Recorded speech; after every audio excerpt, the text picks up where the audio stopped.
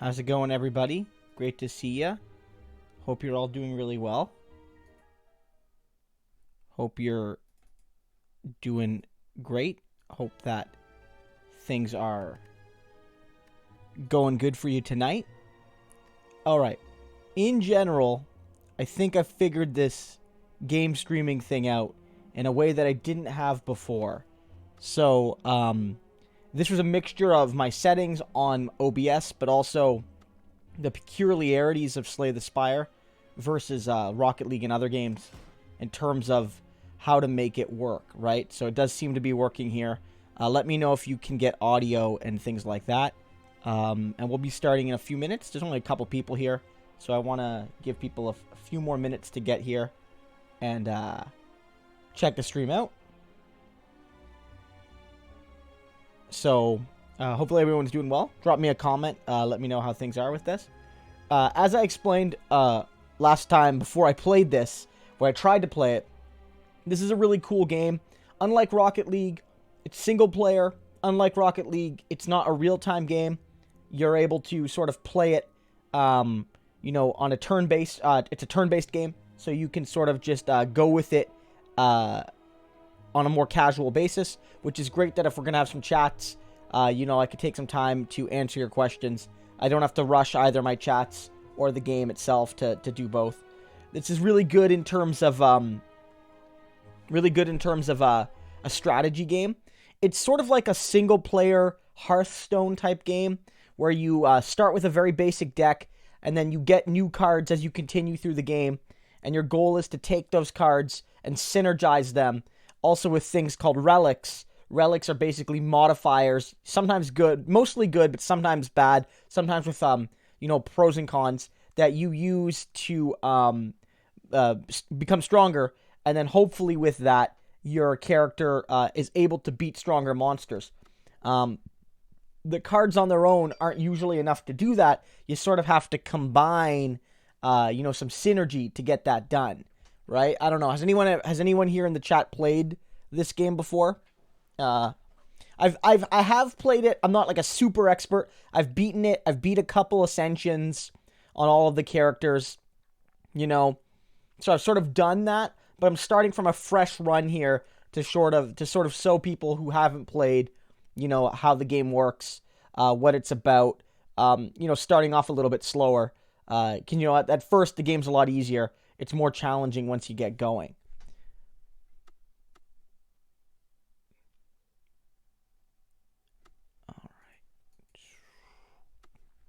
All right. So, one thing I'm not seeing right now, just one sec, is I'm not getting chats. I think that's one issue here on my thing. Let me do this. Let me take a look here. And I'm going to see if I can get this right here and get a good sense. There we go.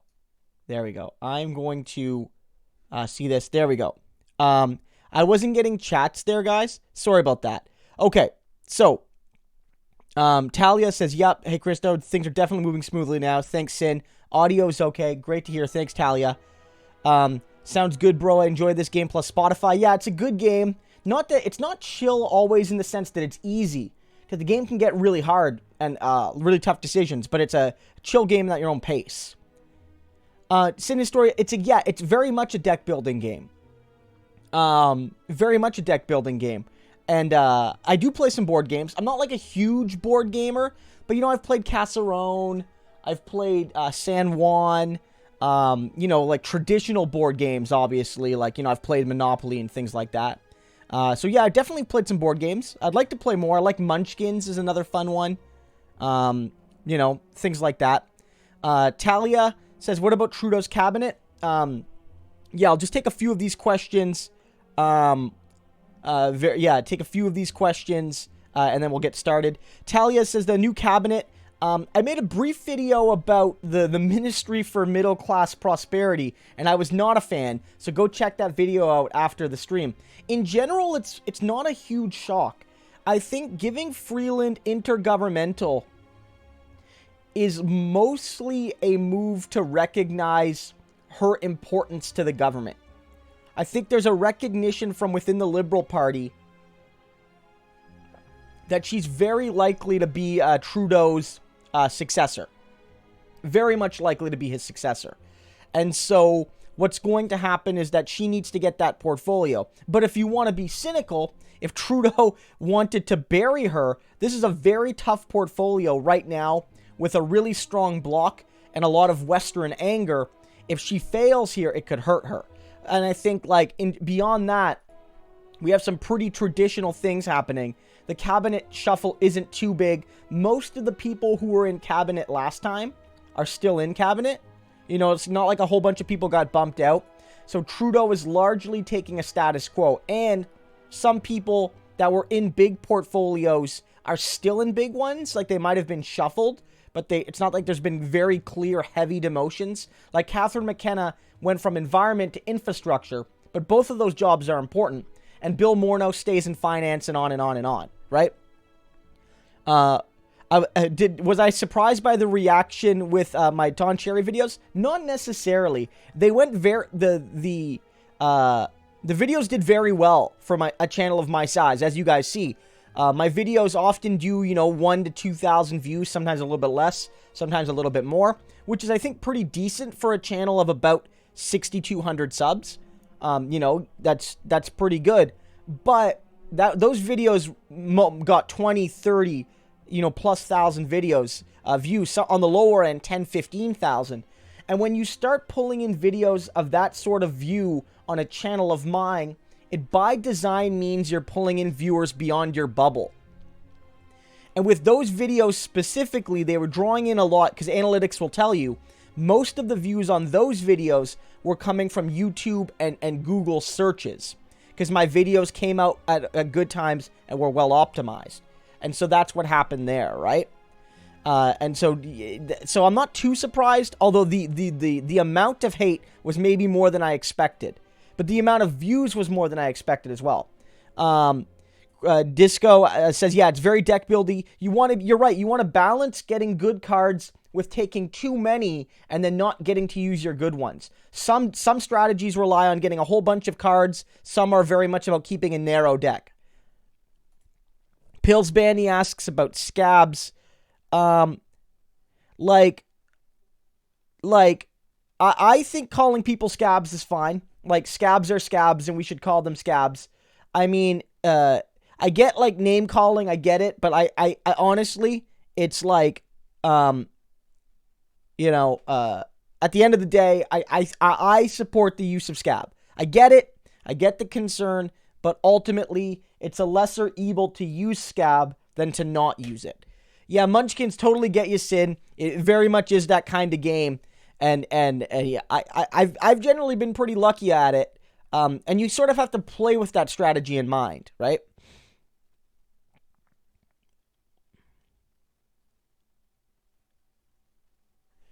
Yeah, I think Freeland's actually quite popular. I'm not a big fan of her, obviously, because of how she's destabilized democracies in Latin America. I'm not a big fan, but I do think that she's definitely being lined up to be the successor to Trudeau, for better or worse. I haven't played Gloomhaven, Pills Bandy, so I can't really say. So I'm going to get started. So basically the way this works is that there's 3 characters. They're coming out with a 4th, but they're not out yet. And they each play a little bit differently. So, like, this character, it's like he's more tanky than the others. He's got higher HP, and at the end of each battle, he gets a little bit of health back. The other characters don't really have that, so they rely more on pure defense. This character, and damage avoidance, this character is a bit tankier. So basically the way this works is you can kind of see this map here, and the way it works is that you have to go up the map, and you can switch paths, but you have to sort of follow the path. One strategy to take is to fight as many of these pointy head guys as you can, because they give relics, right?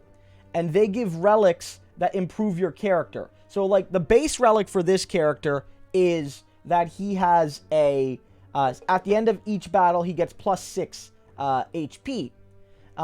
Which is great, but you want as many relics as possible, and then you can give you more flexibility to build a deck.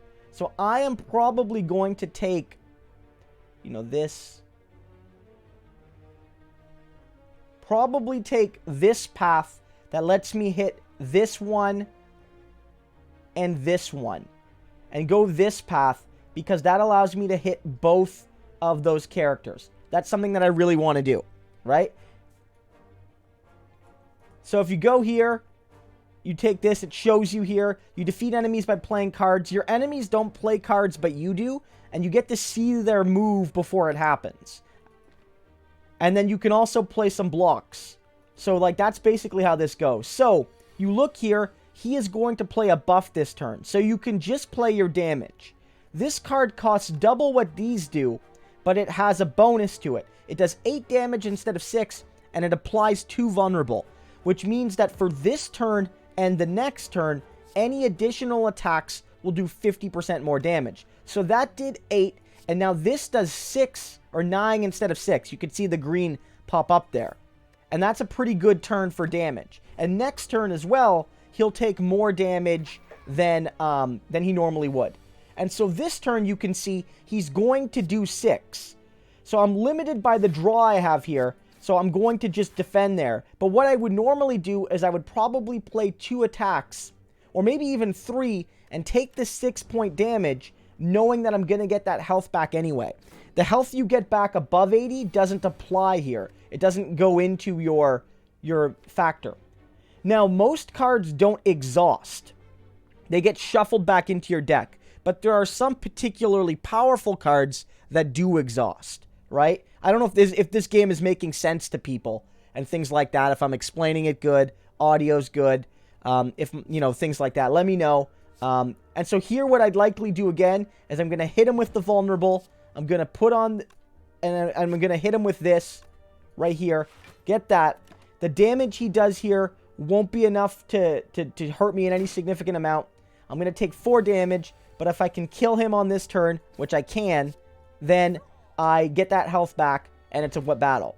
You get gold, which can be spent at shops at the end of each turn, and you can then get a card. And so you want to balance your cards based on your priorities, right?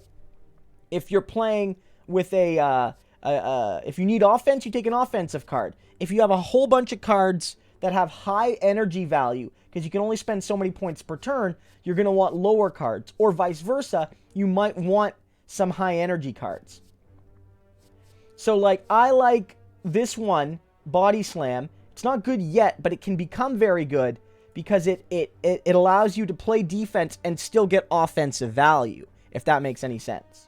And so you go here, you take this one, and you fight this monster right here. And so this guy's a little bit tougher, obviously. So what you can do is here, I don't really have the option to play defense. That's one of the problems with this game, or one of the challenges is, I didn't draw any defensive cards. So my goal here is clearly to do as much damage as I can. So I play my bash, apply the debuff, hit him for 9. That's the turn. He's going to do 11 damage. There's nothing I can do about it at this point. Here, I can play a defensive card right there. I could play 2 defensive cards, but I'd rather try to get him down fast. That's my strategy, at least. He's going to hit me there. That's the turn. So he's put on a block. Blocks do not normally persist throughout the turns, right? Blocks are usually absorbed at the end of the turn, unless you have some kind of modifier. So here are some cards. This one adds wounds to your hand, which are unplayable cards. They basically fill up your draw pile, but it's a lot of damage for just one energy. Yeah, Disco, I tend to take the benefits here is I tend to take the question marks when I can. Yeah, I think Sin, like, the use of replacement workers is maybe like the politically correct term. It's also like sometimes used in academia. I mean, I think that for me, I use Scab. That's what I use. So this is actually a pretty good one. I went here and I can remove a card from my deck. So this is great because you can remove a card that's bad. In some cases, you have purely bad cards, and this is a good time to remove it. Here, I don't have like a debuff card, but I'll probably remove a strike because it's a basic offensive card that doesn't have the sort of value that a lot of other cards have, and I don't want to burn my defenses yet because I've only picked offensive cards for the most part. So I'm going to burn a strike card. Now I'm going to go up this way. I normally would go to that shop, but I don't have a lot of gold yet on the one hand, and I want to go on that path to get the 2 bosses, or the 2 mini bosses. So you hit this guy. I like to try to take out that one. This is a good turn because none of them are attacking, so I don't have to play defense. I can end the turn. So again, the way this is going to work, guys, if you guys got politics questions, feel free to ask them. If you guys got, if you guys got questions about the games, let me know. Let me know, what we're talking about too. I'm really flexible with that. Here, what I'm probably going to do is focus on attack for a couple reasons. One, he's got a debuff on me called Frail, which means I gain less per block. And here I can hit him hard with that.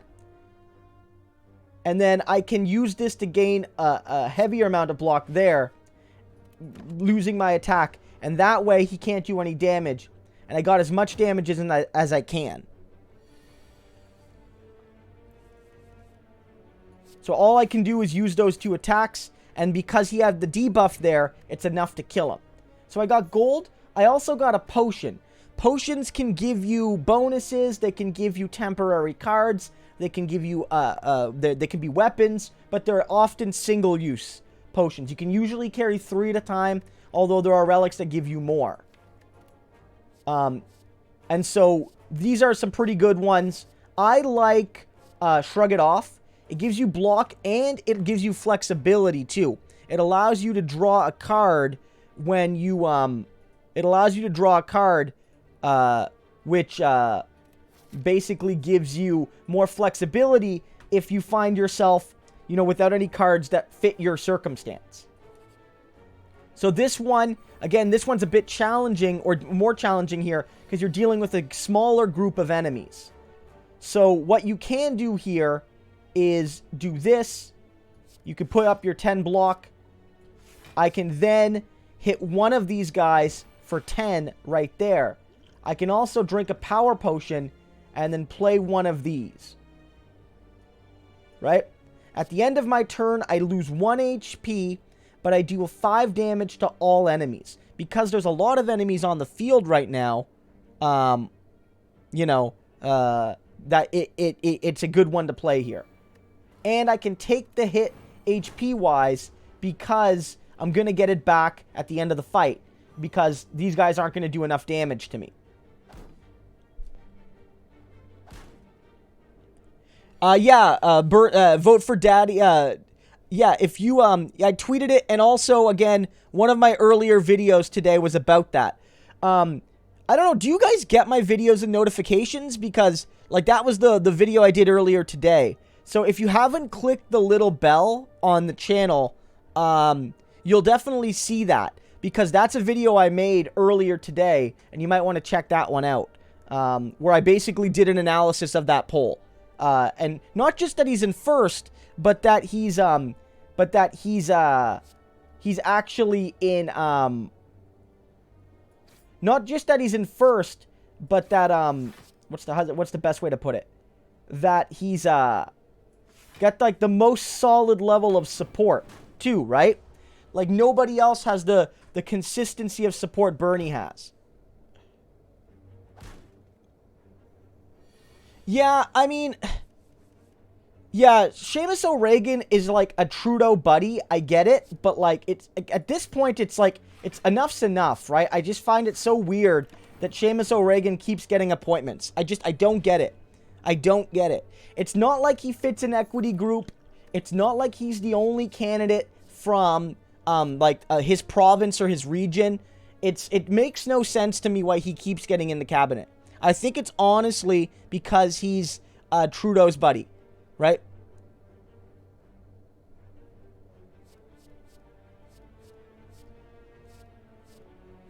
Now, this is a tough choice right here. I like Clash, but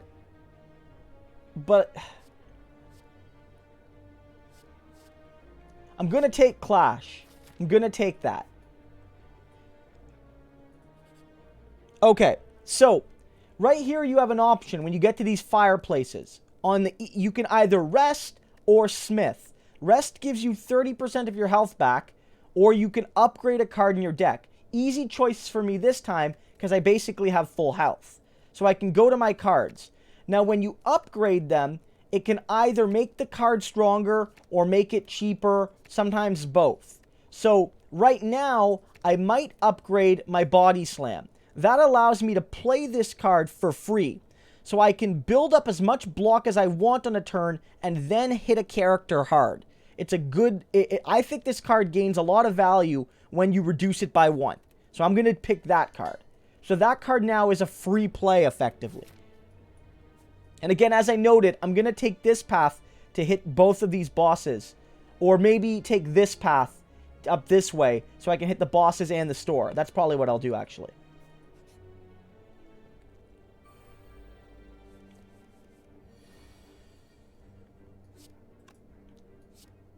See, what I'll do here is I can play this. Play this. Now I can play my Clash because...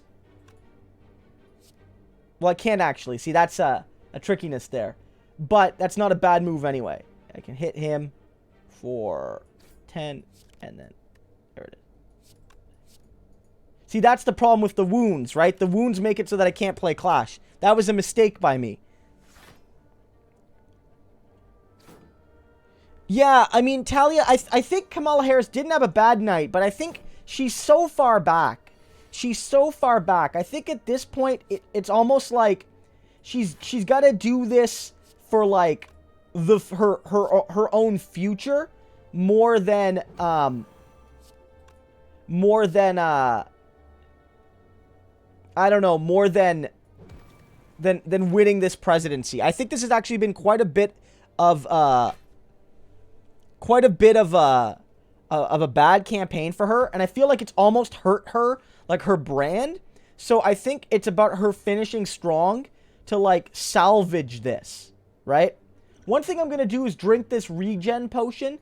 It gives me 5 health, and then 4 health, and then 3, which is going to help mitigate the fact that this hasn't been the best fight for me.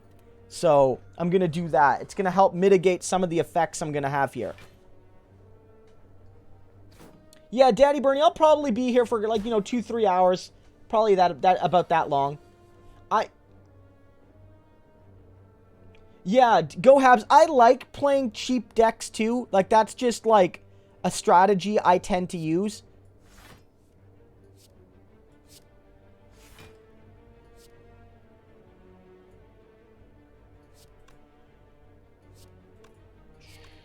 So I can use my Body Slam here to take him out and then hit this guy for 4 right there.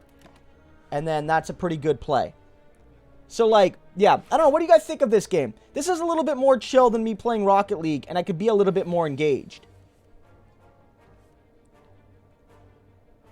Okay, Sin, thanks for looking that up, because I'm not an expert on that. For those who don't know, on my last, like, traditional stream, we talked a little bit about, like, nuclear power. And one of the things that we brought up was, there's obviously the cost of building them, but then there's the reality around how long they take to be built, right? Yeah. So yeah, if you say like 3.5 is probably optimistic, I think if we're both being honest, it's probably an optimistic amount of time to actually get it done, right? So I think that if you do support nuclear power, one of the barriers that I think you would have to even supporters of nuclear would have to admit is it's not very cost effective or time effective. I'm probably going to take this sword boomerang. It does 3 damage to 3 enemies random times. You lose a little bit of an effect, but most bosses are... Well, actually, I'm going to take the twin strike. Because it's like, I can do 10 damage with that card. So this is the first mini boss. They're usually a little bit trickier, but they also, what's the word I'm looking for? They're guaranteed to give you a relic at the end, which gives your character more strength. Sometimes the relics can be great, sometimes they can be underwhelming. It's a bit of a luck of the draw. So I'm going to hit him with that, then play my defense card, which allows me to use this one, and I start this fight off pretty well with damage. This guy hits pretty hard, so you want to take him down quick. Because he hits for 18 there, which is obviously a lot. So I can play that card. I'm going to play this block. I can then hit him for 5 twice here, and then hit him for all my damage plus vulnerability. I can hit him for 19. And so he is going to hit me here, but it's only going to do 5 damage.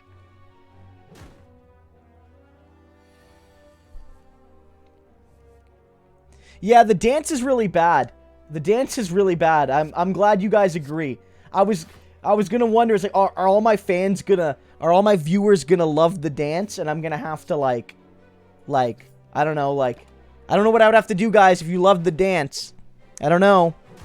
I mean, Buttigieg is I think Buttigieg's path right now, what he's trying to do is sort of become the neoliberal option. He's already a neoliberal, but I think a lot of people are really concerned about Biden, about just in general. I don't think they like his mental state. Frankly, I think a lot of people are concerned about Joe Biden and are looking for an alternative. And I'm not saying Warren's a true leftist like Bernie, but I think the neoliberals in the party don't want Warren, and they especially don't want Bernie. And so right now, what they're trying to do is find an alternative. Buttigieg could be that alternative. Right? So this is the first relic we've gotten. This is an oddly smooth stone. Every battle, it gives me 1 dexterity at the start. Dexterity is good because it acts as a sort of multiplier for your gain of block. Put another way, if you have dexterity, every time you use a block effect, you get more block from it, which means you have to lose yet less block to get the same amount as before. It's a great one to have.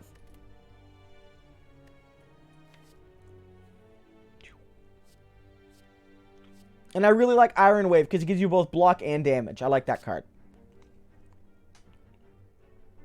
Daomi about not platforming or deplatforming. I think I'm not against deplatforming. I don't know if it should always be the first resort, but I think in some cases it's about pointing people to good content. I think some BreadTube content can be really good. I think that, you want to offer them gradual introductions to left-wing ideas, sort of like how the right wing has a rabbit hole where you start with quote-unquote moderate conservatives, and then, a few weeks later, you're listening to Crowder, right? Or worse. And I think it's maybe I'm not the first person you should hear if you're a radical right-winger, because I'm pretty unabashed, but maybe there's somebody more moderate you could hear from, right? And then you could eventually be fed down into the left-wing rabbit hole on YouTube. So right here, I got a pair. This really isn't fancy, but what it does is it's great. It raises my max HP by 10. So now my character has up to 90 HP, which is a rather significant increase. So I'm going to go here, and I can get Rest or Smith. Here I'm going to choose to Smith because I have the ability to do so with my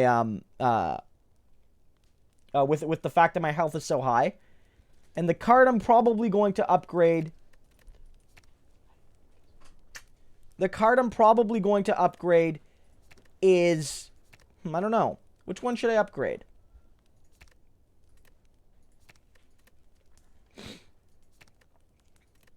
I might upgrade Shrug It Off because it gives it a lot more block, and I want some more block. Yeah, Craig, I did see that. That's rather significant. I was thinking about making a video about it, but I sort of missed it. And a whole bunch of other people had already said something. But I think that's rather significant. It's like when Bernie does stuff like go on Joe Rogan, or when Bernie hangs out with Cardi B,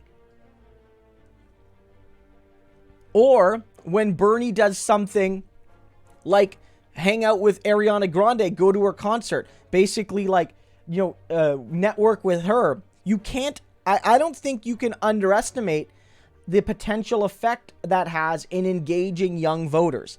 And with Cardi and even Ariana to some degree, engaging young racialized voters in particular.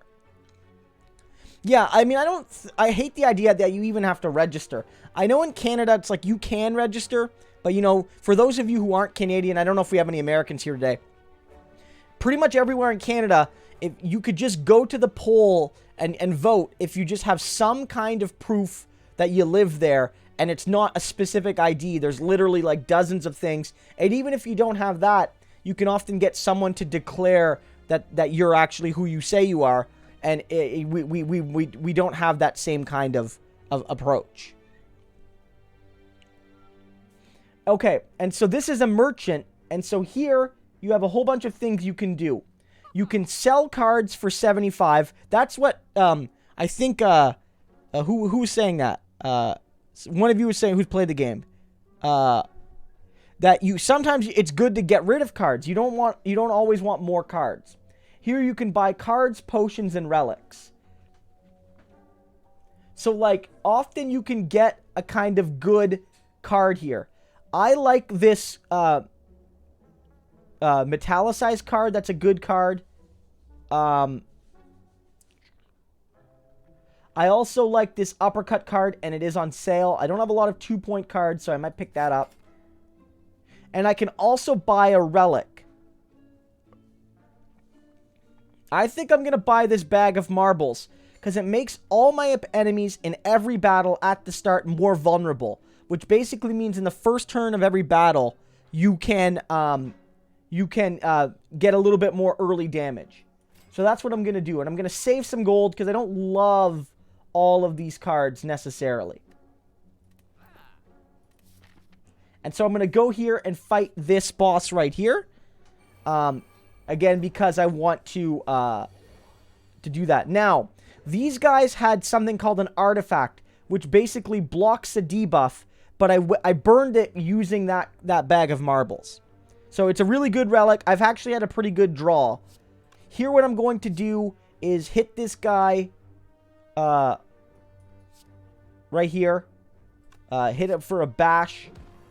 Then hit this to get the block here, 6 block.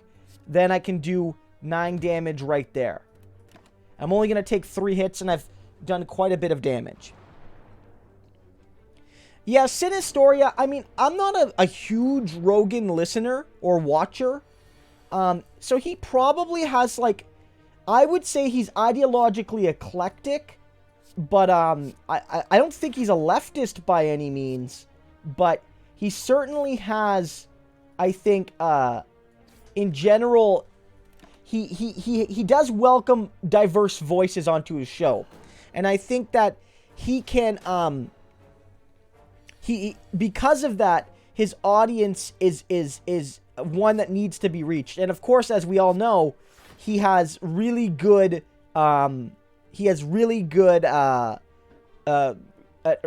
audience rates of young men in particular. Not just young men, of course, but young men in particular. And that's incredibly important to realize. So I'm going to do that. I can hit him here. So this battle is actually a pretty good one to understand what happens. Basically, they alternate turns, this mini-boss. They put in these bad cards that clog your deck on one turn. You can see them right here. And then on the other turn, they'll attack for 9 damage. So right now, the issue here is these clog my deck. I only have 2 strikes, so I can only do so much this turn. And I have to take the 18 damage. Yeah, I think Talia, I don't think he's like a hardcore right-winger. I think, and it's like, sometimes it's on an issue-by-issue basis. So, for instance, very clearly, like, I think on issues like the freedom to do what you want with substances, Joe Rogan is very much progressive. But when you hear him talk about transgender people and some other groups, he's not what I would call an ally, right? So, but the point is that while a lot of people were like, oh, Bernie shouldn't go on Rogan because of the controversies, I think it was a good move for him to do that. Right? Like that was my perspective.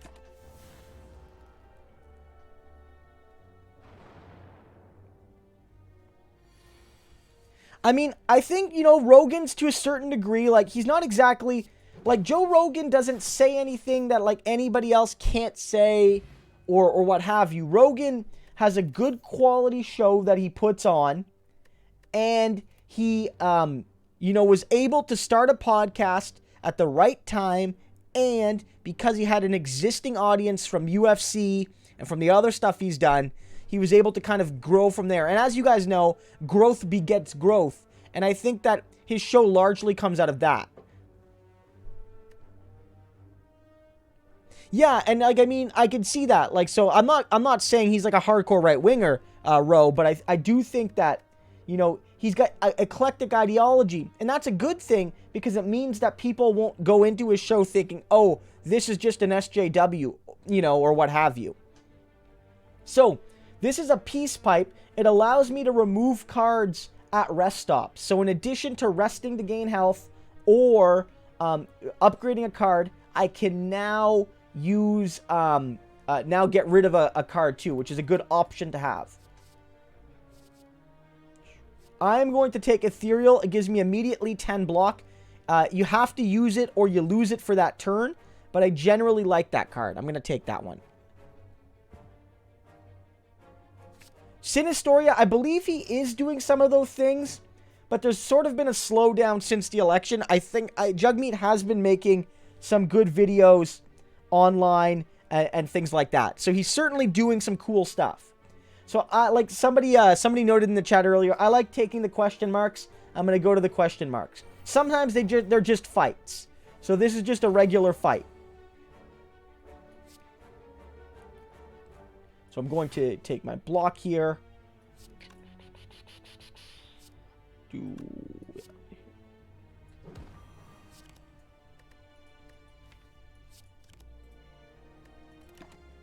And do that.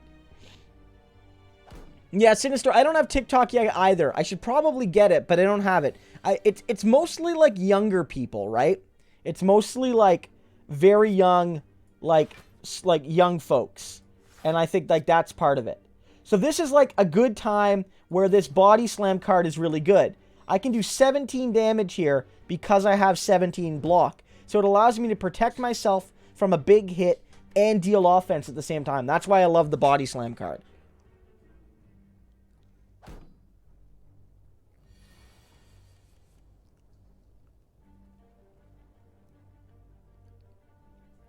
Yeah, Go Habs, you're 100% right. That's another great point. There are some things that you can only get from the question marks. So that's like a key factor. I like to take them. And they're fun, right?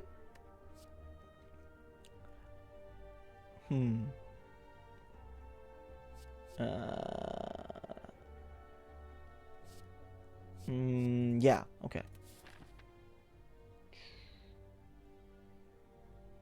I mean, are the Senate hearings? I'm not sure, guys. That's a great question. I think they're helping. I think that it's showing Trump's weaknesses. And I think it's the right thing to do. I think like Trump is a criminal, and I think at the end of the day, they need to hammer home like what he's done wrong, right? And I think that's incredibly important. So from my perspective, they're right to be pursuing this impeachment. Now, of course, unless something absolutely insane happens, he's probably going to be safe. But it's sort of like, that's sort of not the point in some ways, right?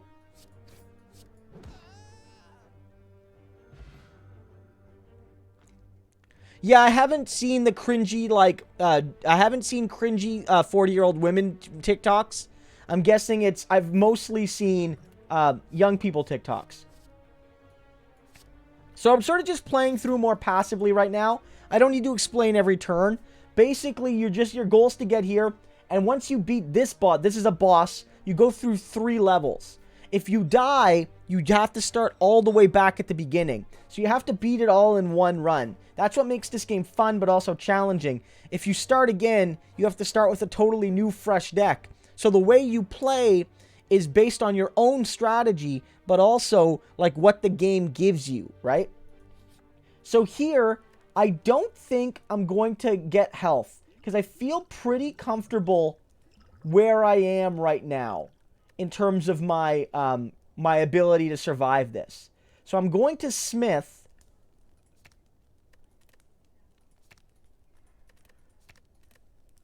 Which one?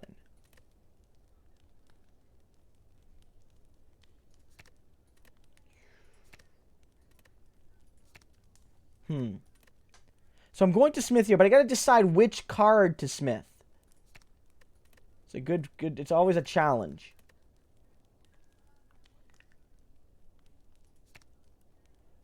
We'll do that one. Divorce TikToks. I have not seen those. I have not seen those. I'm like, are they like people getting divorced like actually, or is it like a joke thing? Because either way, I don't know. So I'm going to use a potion here. I'm going to use my dexterity one because I have to use it sometime. It gives me a bit of that. I'm just going to do that. This is a good setup here because they're all attacks. I can hit them there. I can hit this one. This is a really good setup, actually. I can do that. So that was a great turn. Like, that was basically as good a turn as you could get. Now, this guy, when he's in his, like, bubble mode, he does damage to you when you attack. So you have to keep that in mind. So, one thing to remember with this game is that at the end of these level bosses, these ones, you actually get all your health back. So you can work into your strategy the fact that you don't need to save your health like you normally would, right? That's like a thing to kind of keep in mind. Oh yeah, Craig, I have not seen those. I have not seen those. Maybe I'll check them out, but I have not seen them.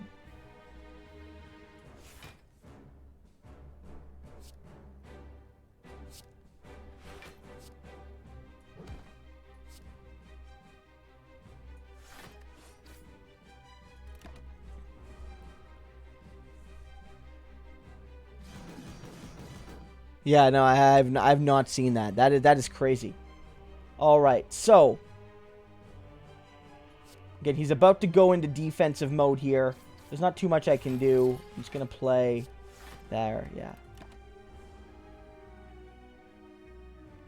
Yeah, TikToks, they're like, do you remember Vines? Do you remember Vines? Like, they're sort of like Vines, except I don't think they have quite the same amount of time constraint. So like, I think like they're short, quick videos, and TikTok more than Insta even is like the preserve of young people. It's mostly young people on the platform. So like, that's just like the way it is. Yeah, Talia, I think it's a tricky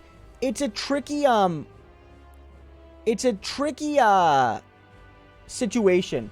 Like, clearly Biden's like having a tough time, but you also don't want to like accuse people of being like ill and stuff. I can see why people have concerns about it, you know. I can see that, right? It's a tricky situation to basically start the argument that Joe Biden is effectively senile, and then you're seen as attacking him for being old, or you're attacking him for that. And again, I'm not accusing anybody of doing that if they were, but I can see how it's politically tricky to go at Joe Biden for that. You know, even though it's sort of clear that he's struggling, that he's really struggling to stay on message. He does weird things like say President China and President Saudi Arabia. He does weird things like, you know, he does really weird things like, you know, say Kamala Harris, say he has support from the only black female senator, but then go ahead and you know, Kamala Harris is on the stage. You know, there's a whole lot of issues with Joe Biden right now. So, Alibi asks what PC I'm using. I have I don't even know what it's called. I got a new PC. It's a nice one. It's a nice new PC. It runs Windows 10. It's got, you know, a pretty good graphics card processor. You know, it's a nice rig. I bought a nice one because it helps me with editing. It helps me with gaming and things like that. So it's a good PC. Yeah, I'm not saying people would be ageist, because you're right. Most people I know support Bernie Sanders, right?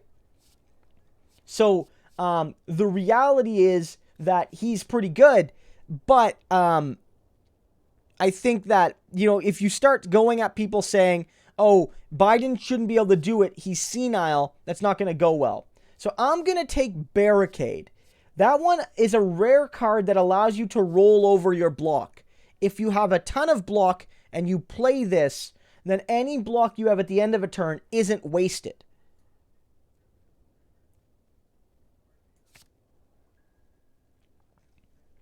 Sinistoria, that's a great question. It's often something I've wondered.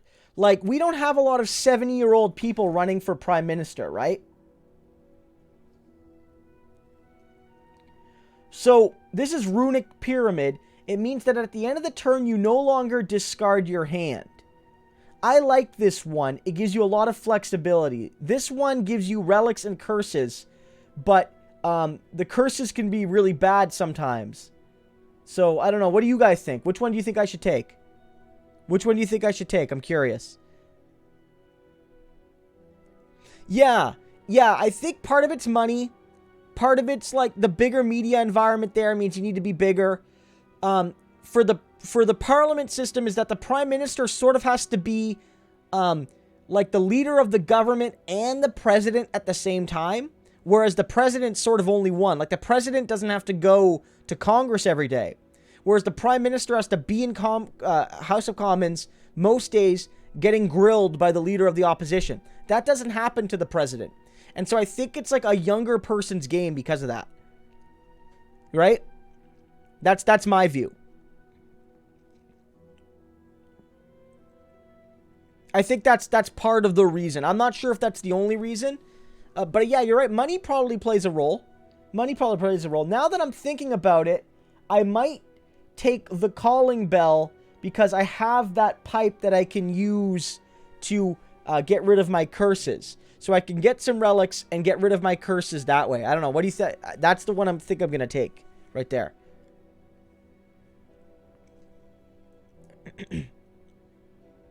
Yeah. Yeah, curses can be removed at rest sites, but I also have the peace pipe here, which allows me to remove them at rest sites and merchant points. So I think I'm going to take that one. Roman, you're right, but AOC was one of the youngest, I think wasn't she like the youngest woman ever elected or one of them? Whereas in Canadian elections, there's always somebody in their like early 20s or even in their late teens that gets elected. I think like politics is a little bit more of a younger person's game than in Canada than it is in the US. Yeah, Zachary's right. You actually have to be, I think, 25 to run for Congress. You can't run at 18. And you have to be 30, I think, to run for Senate. And you have to be 35 to be president. In Canada, at least, you have the ability to have those things. So, these are the doubt cards. This one just fills up a spot. This one actually gives you pain. This one can be the worst here because it limits the amount of cards you can play. So if I have to wipe these ones, I want to get rid of this one first, then this one, then this one. And I get the pen nib. Every 10th attack does double damage. This weakens all bosses by... this gives me almost a free rest site before every boss, which allows me to use rest sites less. And this prevents the first time I get hit in a fight, it does not hurt me. So like that's really good. Like those are 3 good relics. Like Paul Ryan got elected, he was pretty young, but like like he was like a white guy. There's lots of young white men that have been elected.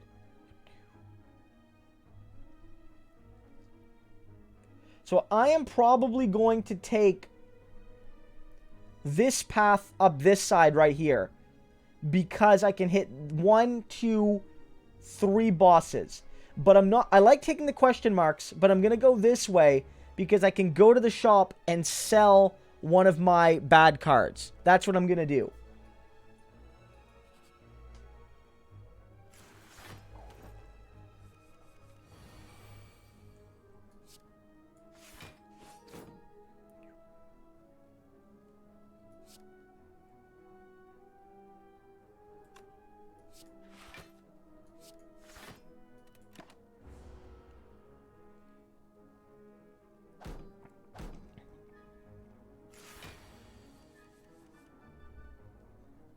Oh no, Ro, no, you're right. I mean, certainly because of the fact that she's she's an unabashed progressive and she beat a big name Democratic candidate. Like those are all reasons we're talking about her, 100%. But it's also we're just trying to say that in Canada, there's way more people elected in their 20s to the House of Commons than there is to the American legislature. That's just one of the realities of the system.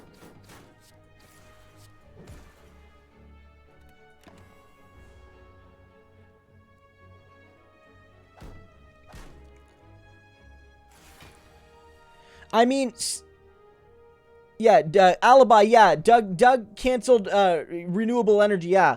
And I mean, he's doing it purely ideologically, which is awful because at the end of the day, it's there's no cost savings there for the stuff that's already been paid for. It's basically a purely ideological move, which is awful. The Senate, I mean, the problem with the Senate is to abolish it, you likely need the unanimous consent of all the provinces. And I don't know if that'll be happening anytime soon, right? So I think what's going to happen there, frankly, is the NDP would have to appoint people. Stephen Harper basically wanted to just stop appointing people until the Senate was empty, but that was declared unconstitutional for the most part. So it's the NDP would probably have to appoint people and find some kind of way to reform it, but without constitutional change, I don't think that's going to happen. Right? I just don't think it's going to happen.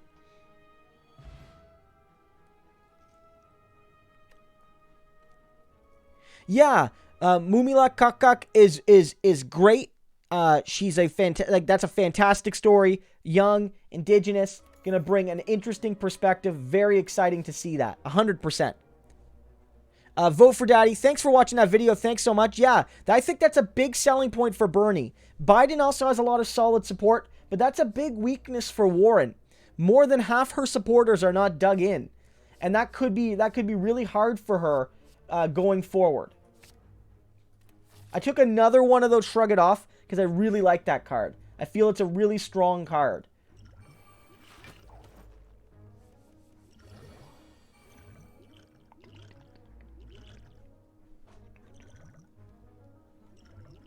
Yeah. Okay, baby, I love you. That was just me saying I love you to my wife. She says hi, right, babe? Yeah, Brianna says hi, everybody. Brianna helps co-host the main podcast or main live stream we do, but she's not on for all of these. So I used my artifact one there, my potion, because you can only carry 3 at a time, and this is going to give me a a debuff here, which will cancel out that debuff. So it's a good time to use it. I play this because if I don't play it, I lose it. Then I play that, and I can't play that anyway, but it's fine. And I save that debuff. You see, even like to make it so to vote for senators, it would require constitutional reform. Because the Senate, kind of by constitutionality, is an unelected body. Like, that's how it goes, right? And so, like, there's not really a way around that. What you could do, potentially, you could do is ask people, like,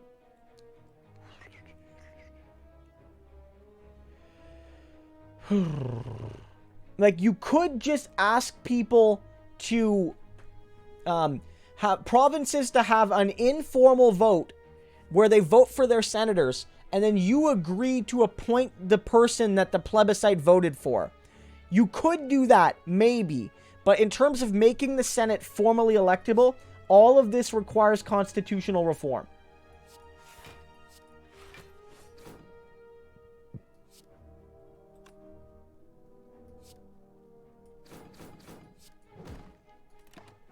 And, like, that's just the way it is, right? Like, so this is a really annoying enemy because they can, like, stack their health in a way that most of them don't.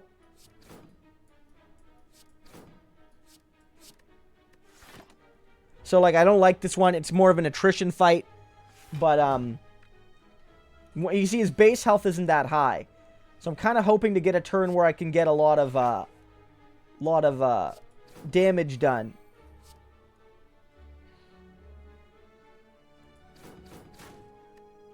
And start getting into their health. Now, see, I've lost a little bit of health here. But yeah. Yeah, no, certainly. I mean, Doug Ford making these mistakes, it's awful for the province, but there is political value. If Doug Ford was doing a good job, obviously, it would be less than ideal. So, you know, yeah, you'll take your wins when you can get them. But, of course, you don't want him hurting the province if we can avoid it, too, right? Like, that's part of the difficulty.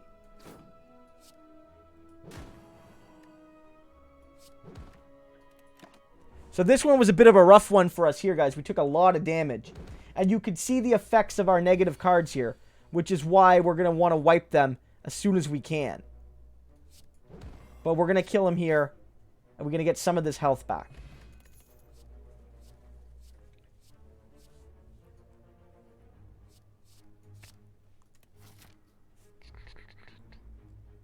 So I'm going to go to the shop. The first thing I'm going to do is I'm going to pay 75 to get rid of this particular card. I can only sell one in this fight.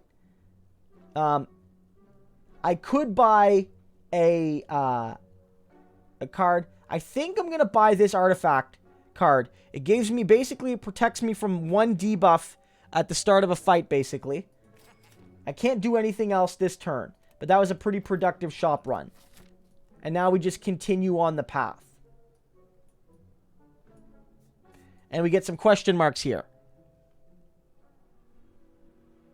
So here we can upgrade a card for free. This is just unambiguously good. Again, what I'm going to do is I'm going to play this barricade one because that lowers the cost of barricade. 3 makes it very expensive, so I'm going to lower that cost right there.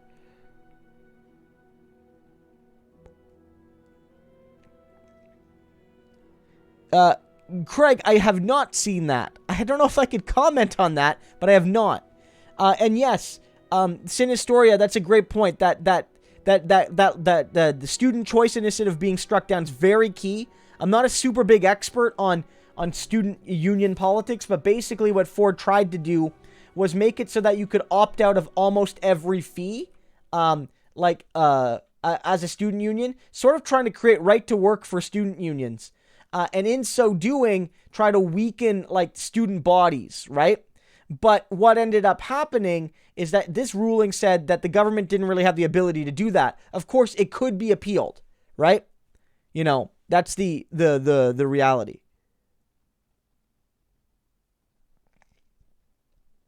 Sorry, Habs, I missed that. I should have bought... You're right, that's a great card.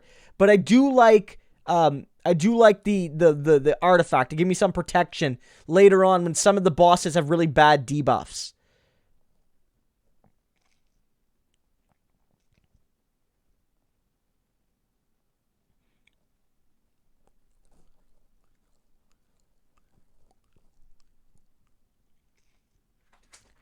I don't think Canada's going to turn into a two-party system, Daomi. We have two primary parties, but we're not a two-party system. We haven't really ever been one.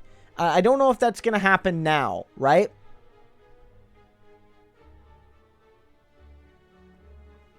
Yeah,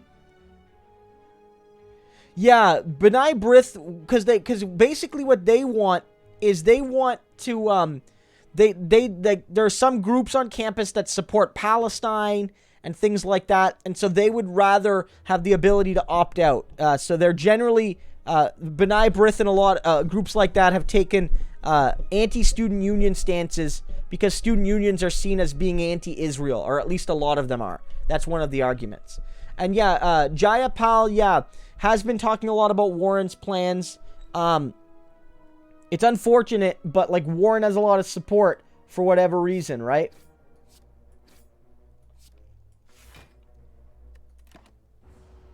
So this guy casts Confusion, which basically makes it so that all your cards cost a different amount. And because my deck has a whole bunch of low-cost cards, that really sucks. But because of my artifact, it actually blocked it, making this fight significantly easier.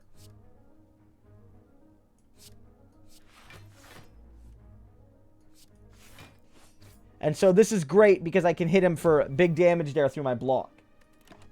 And my next attack cost is for double.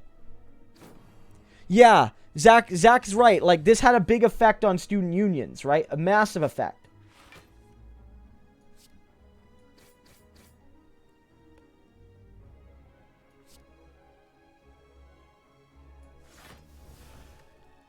See, I was very lucky there. That True Grit card gives you block, but it exhausts a card in your hand. I was trying to play a little bit lucky, and it actually exhausted one of my damaging cards, one of my debuff cards, my curses. And so, for the rest of the fight, I don't have to worry about that card. So, like, sometimes this game has a bit of luck in it, right? If you can play with a little bit of luck in mind, and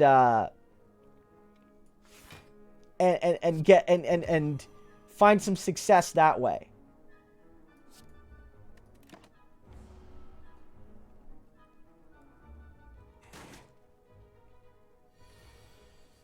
Yeah, go Habs, you're right. Because if he can totally mess up your deck, right? He could totally screw you. And here, I'll just play defense here. And there's not much you can do. But, like, again, because I picked up... And this is why I didn't pick up the Strength card. The Clockwork Souvenir protected me from him. So, like, I think, like, that was, like, just... And, you know, not intentionally. I wasn't picking it to hard counter the Snake. But it was helpful. Play Clothesline. I don't have one of those yet. So, I'm going to go here and obviously fight this boss. So, this is a boss with minions. You want to take the minions out. But if you kill the boss, the minions automatically die. So I can take a poison throw and throw a poison in. Poison will do 6 damage, and then 5, and then 4, and then 3, and then 2, and then 1 before it totally disappears. So it's like, there's that kind of balance. Now this fight can be rather tricky.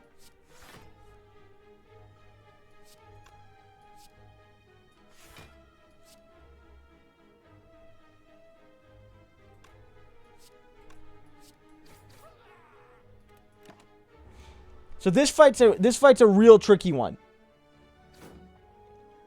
Like, because the minions can hit hard, he can hit hard, but you know, you can sort of fight through it sometimes.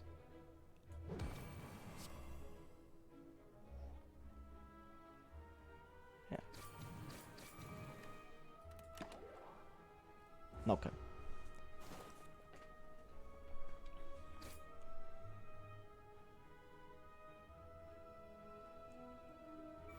Alibi, it is on Steam. I'm not sure how much it is right now. It's a bit of an older game. Like, not old, but, like, it's not brand new. So you might be able to get it on sale. It's not a super expensive game. But, yeah, you can get it on Steam, and it's not graphically intensive. So you could probably run it. It's also on Switch, too, and some other platforms.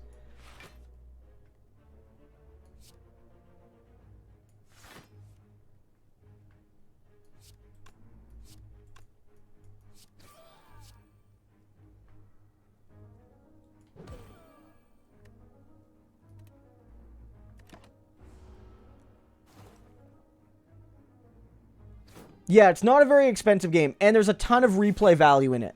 Like, there's a ton of good value in this game.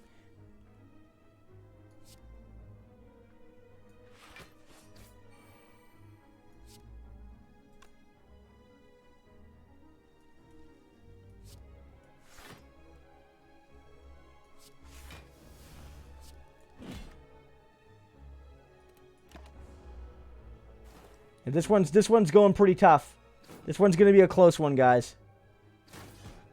This one's going to be a tough one. I might not get this. We're going to have to see.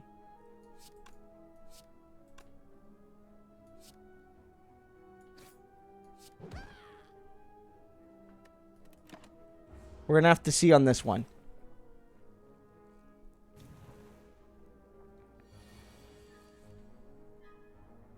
The one good thing is at least here, I have a free turn to do as much damage as I can.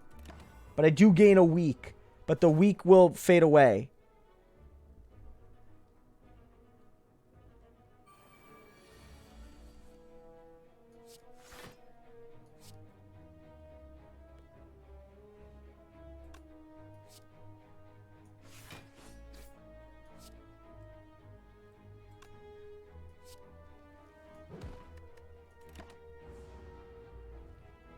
Yeah.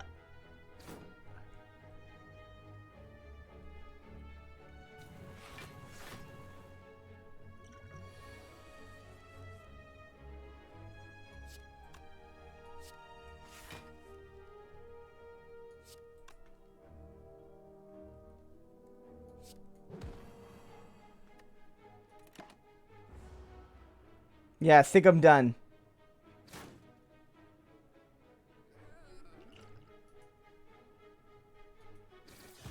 Yeah. So see, as you can see right here, this is how it goes, right? There's only so much you can do. That one, I could have played it better, but that's the first run. I'm going to start another one with another character. Yeah.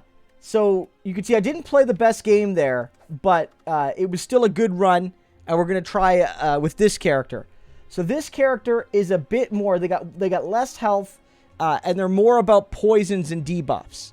So, I don't know. That wasn't the best run, but I thought I had a pretty decent one, considering that I was, chatting with you guys and stuff. But, I didn't play that last battle. I could have played that last one better, frankly, too. So, I'm going to, play the Silent here and and play with this one. Now, at the beginning of each of these runs, after this, you get a bonus that you can get. You can make the first 3 fights really easy, or you can take max 7 HP. I usually take the max HP. Okay, that's a pretty big bonus. And again, the strategy for me is to take as many of the mini bosses as I can. So I go up.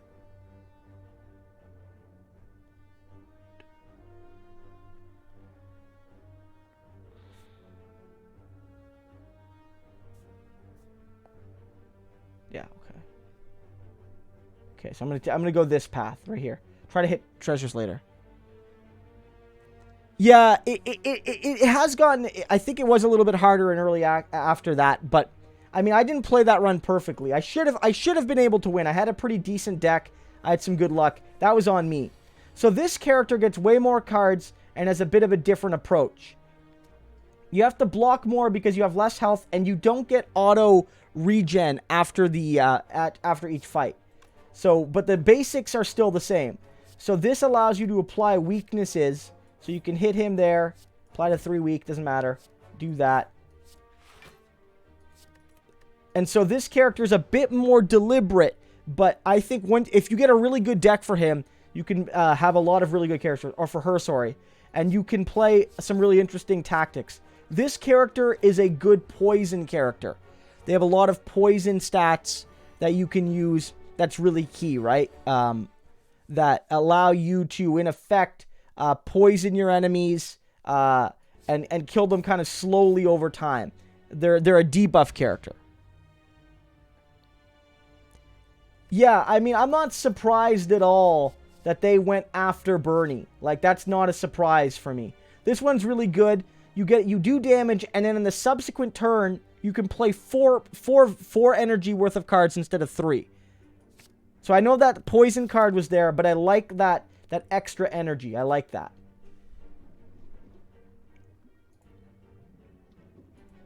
So you could sacrifice a card.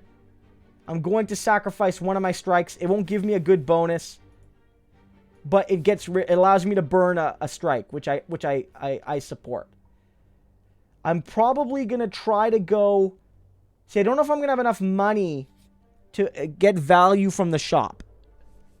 Yeah, shivs are good. Shivs are basically a low cost, or 0 cost, low damage build, but you can gain a lot of value from them.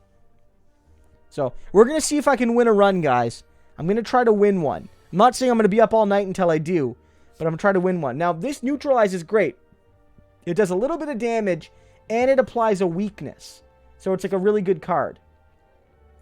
This is good because, again, next turn, I'm going to have 4 damage that I can do. I'm going to have 4 energy worth to play instead of 3, which gives me much more flexibility. Much more flexibility. See, unfortunately here, I just got all blocks, but it's good because I can defend myself. He won't be able to do damage. This one, yeah, this one, it relies on playing more cards than the first character. And it's a bit slower. You have to be a bit more careful because you don't auto-gain health back at the end of a fight.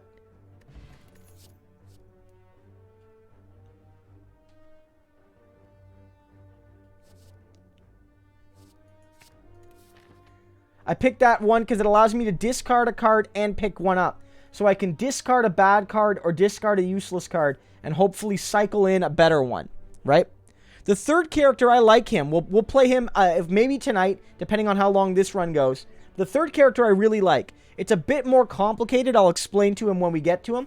But yeah, it's a really fun one. So I think what I'm going to do is maybe hit this one, then go up for the bag and go to the store and see what we can get.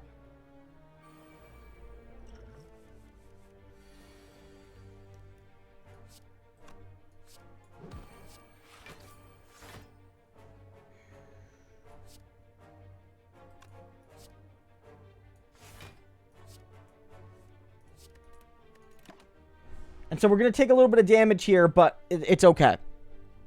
So with this character, sometimes you need to use your rests a little bit more if you don't have a lot, if you take some damage throughout your run. It's sort of unavoidable, but it does happen. What's the best way of doing this? Yeah. Hit him. Hit him.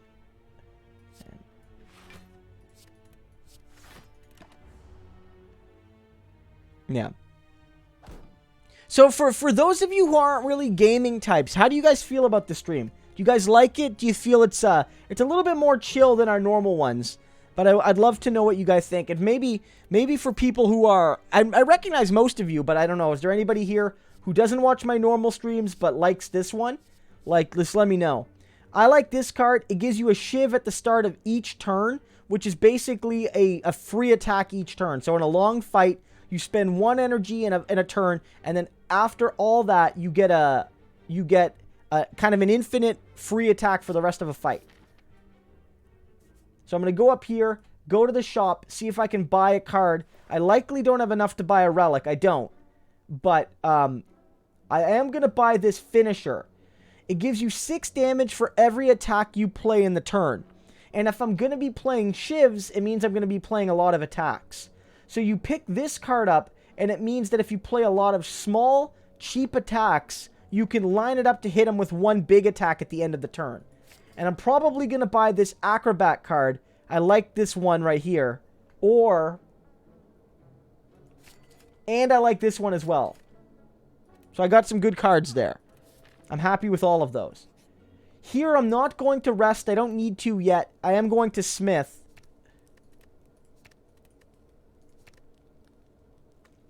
What I'm going to do is make this one innate. Innate means that the card automatically is in the start of your hand every turn, every fight. So you know, by default, this card will be in your hand, right? Tom, great to see. Yeah, and if you guys have questions, feel free to ask. You know, I'll just chat about the game and stuff. If you want to talk, like, anything in particular, we can certainly do that too, right? Yeah, Rocket League, Fall. I love all three of those games. Fallout's great. Daddy, vote for Daddy. You should try the Outer Worlds. If you like Fallout games, you'll like the Outer Worlds. It's like Fallout 4, I think, but better. So you can see here, play your cheap attacks. You could draw 3 cards and then discard 1. So I can do that, and then I can hit him with a flying knee. Probably that way it gives me more bonuses the next turn. I can play this to hopefully try to get a 0 card. Discard that one so it goes after the pile here. So I'll get back to that one a little bit sooner. This guy is a berserk type character. You gotta hit him down hard and fast. So I'll play this one to weaken him. Then I'll do my free 0 damage card. That's where the shivs are really good. You get to use them once, but I get at least 1 every turn. So you want to kill this guy as fast as you can. Like, it's almost not even worth blocking in some cases if you can do some damage. In fact, I might use my fire potion here. It does 20 damage once, right? And so, but it's so worth it to finish this guy as quickly as you can that, like, I'd almost rather not even block, right? Like, he does that much damage and just get through him.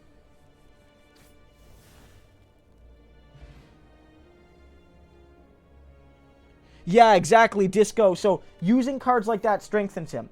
So this is a good one. If my health ever falls below 50%, I heal 12%, 12 damage, or 12 at the end of the fight. So it's like that previous characters, the Ironclads, plus 6 each fight, but only when I'm below 50. So it's a good emergency relic. This is an intangible. It means that for that turn in which I play that potion, any attack I take will do 1 damage and only 1 damage.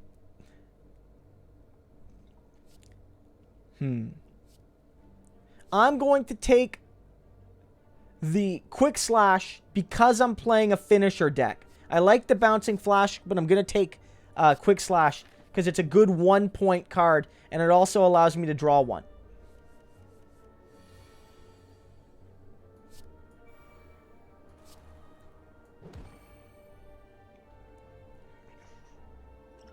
I'm going to play this one, and so that means this turn I'm only going to take 2 damage.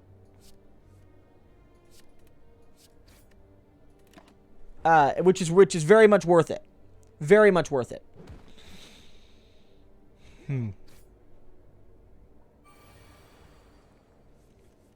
Yeah, Fallout 76 is not... I haven't played it, to be fair. I shouldn't say, like, because I haven't played the game, but from what I've heard, it's awful.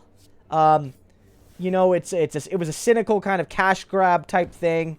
So, like, I totally get why people, you know, were very disillusioned with it. But at the end of the day, I think it was, I think, Fallout 4 was fun, but, the Outer Worlds is really good. This game where, Outer Worlds is an RPG. This is a turn-based card game. But the Outer Worlds is an RPG. So because we're below 12, we're below half there, we gain 12 HP back. So here, I am going to take poison. Yeah, the way poison works is that you apply. So you apply 5 poison. It'll do, at the end of a turn, it'll do 5 damage, and then 4, and then 3, and then 2, and then 1. But it can stack fairly unlimitedly, which is really cool. I haven't played Pokemon in a long time. Not to say that I won't, but I haven't played Pokemon in forever. So, like, maybe I'll jump back into it.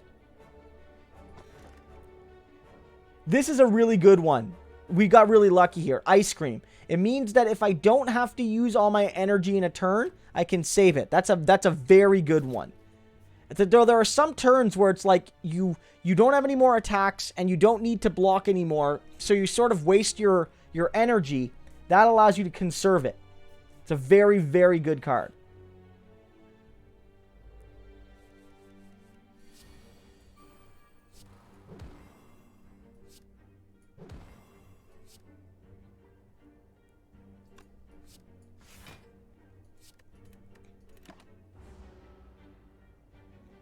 Yeah, Disco, that's another great point, man. Disco, you should be streaming this.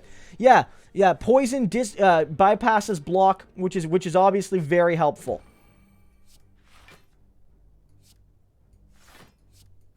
Very helpful.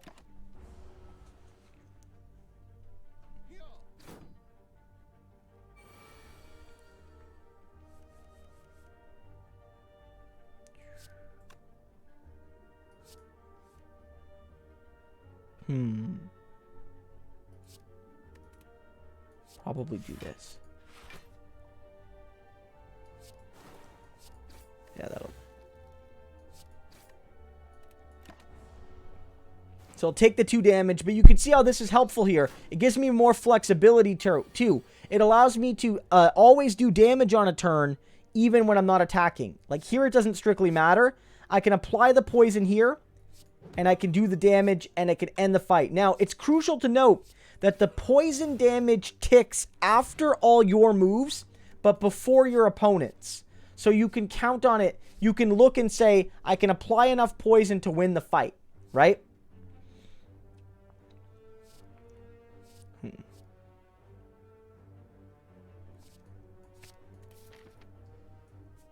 I took Black Flip there because it gives you block, and it allows you to cycle some cards. And so this is great. I had empty potions, so I get 3 free potions, which is nice. None of these are fantastic, but they're all good. Like they're good in close fights.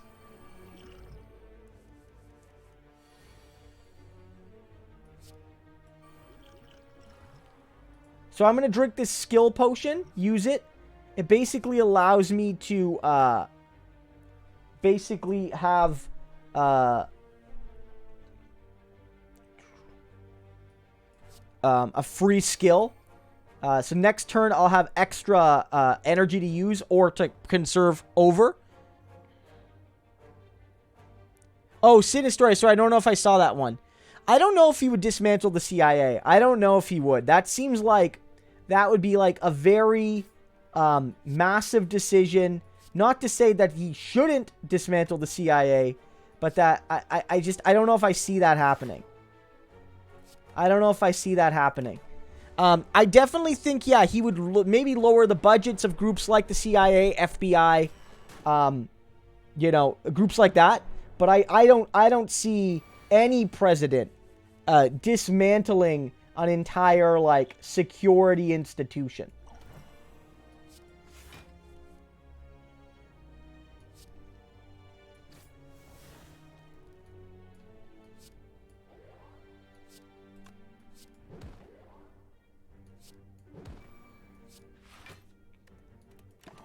And so what I did there was I used a potion, a dexterity potion, to pump my block skill up, which allowed me to absorb both of those attacks and get a little bit of damage in at the same time.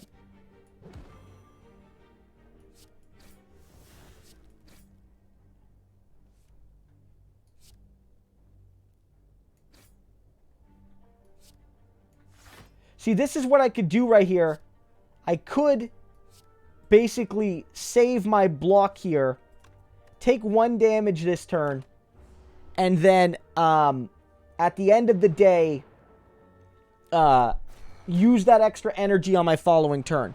Yeah, abolish ice, but don't forget, ice is relatively new. It's like a new creation. The CIA is older. It's much easier to destroy like an evil institution that's been, around for a long time, for a little bit of time, versus destroying something that's existed for, less than a generation. And as GoHabs just said, they already have the Border Patrol. It's like a superfluous organization.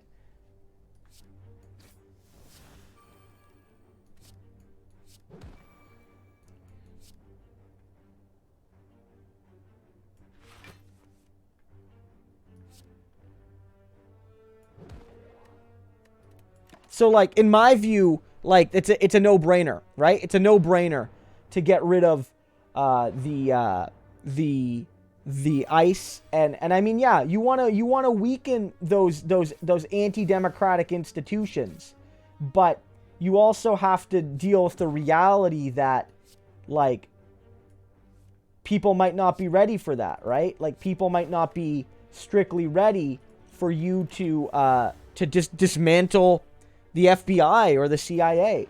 I just don't know. So you can see the value of that ice cream. I have 7 energy this turn. Now, I won't even be able to use all of that, but technically, I have, like, basically unlimited energy. And in this sort of fight, that's great, because here, I can't play anything. There's no value here, right? These cards expire. I don't need to defend because he's not attacking. So I can save that energy, and effectively I'll be able to play all my cards next turn.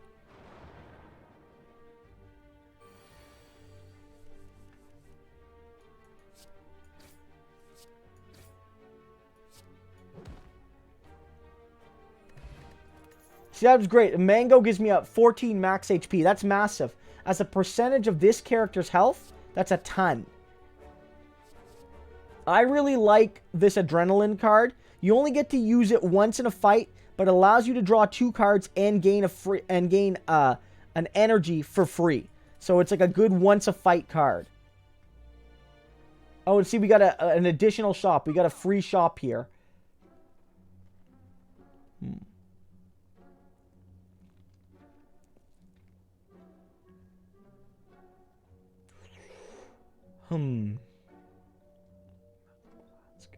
I think I'm gonna take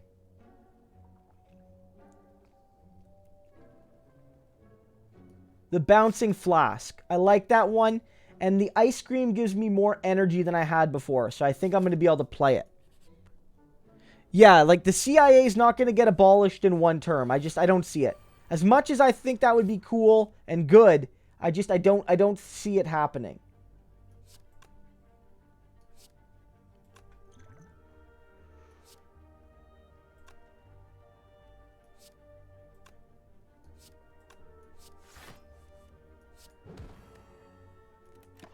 I don't see it. I don't see it. That's my view, right? So this character, you can see it's a bit slower than the other one, and it's a bit more challenging, I feel. But it's still good. So I can play this, and I gain 2 cards, and I gain an energy. So I could do this. I could do apply a weak. I can drop this to do 9 damage, and then play that and discard a card. And then in effect, that's going to do 9, and then the next turn it's going to do 8. So now I only need to do 10 damage to end the fight. That's the value of poison right there. So like right there, that's 13, and like basically the fight is over.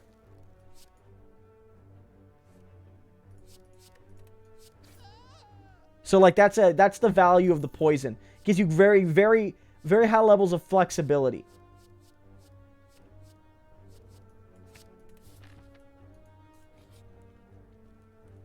And so here, I'm going to be a little bit risky, and I don't think I'm going to rest.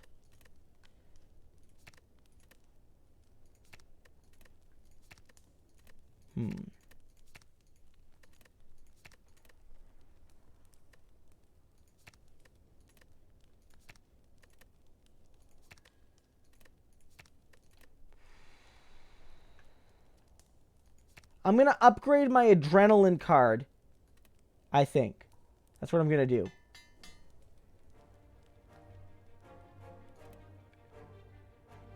Yeah. I mean, Tom, that's a great point. That's a great point about the structures.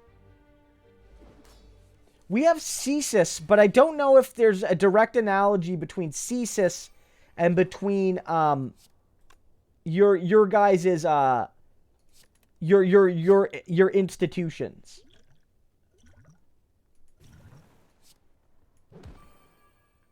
I'm not sure if there's a direct analogy there. Yeah, I'm not sure. Is the C like we also the RCMP does certain types of federal policing as well. So there's also the RCMP, the Royal Canadian Mounted Police, who do some of that work.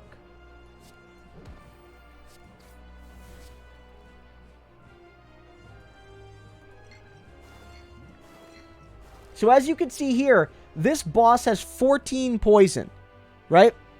So like, you know, that means he'll take 14 damage this turn, 13 the next.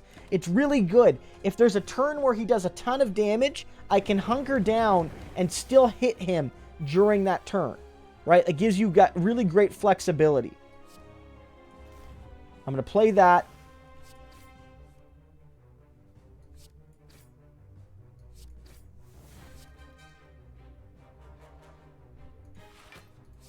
And see what I can do here. Normally, I would try to maximize my cards, but I'm going to save that energy for the following turn. This gives, yeah, the ice cream gives you that great flexibility.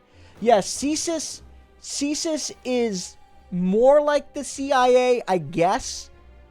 But, and I guess the RCMP is more like the FBI, but those are very, very, very loose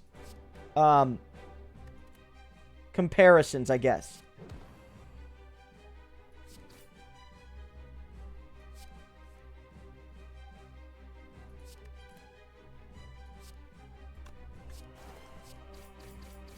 So you could see like how this character can do a lot of massive damage when you set him up right.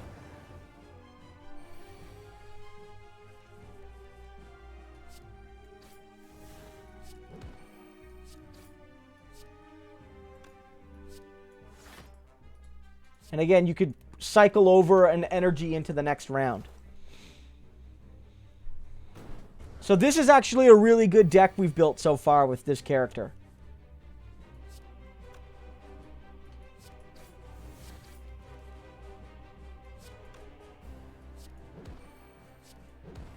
And yeah, and the fight's over basically.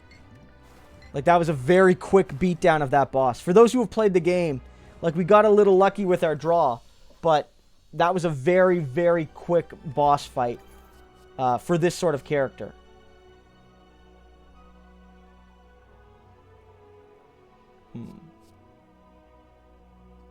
I like this bullet time card. If you have a whole lot of cards in your hand, you can reduce all the cards to cost 0. This Nightmare one can be really good too, but I don't know. This Nightmare one can be really good too.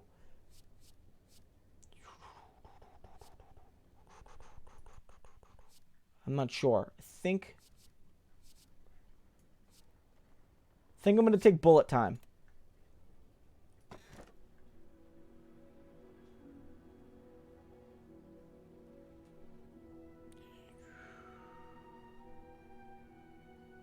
I'm going to take this one. It allows me to transform any 3 of my cards and then upgrade them. So I'm going to upgrade like some strikes, a defense. What's another card I'm not really using a whole lot of? Maybe even like a second strike. And those are now all upgraded cards. So they're all pluses. So the strike and defense cards are generally among your weaker cards, like per value because they're base. But you can like get better ones. So now the goal is 1, 2. I can hit 3 bosses going up this way. So that's what I'm going to do. I'm going to hit 3 bosses going up this way. Yeah.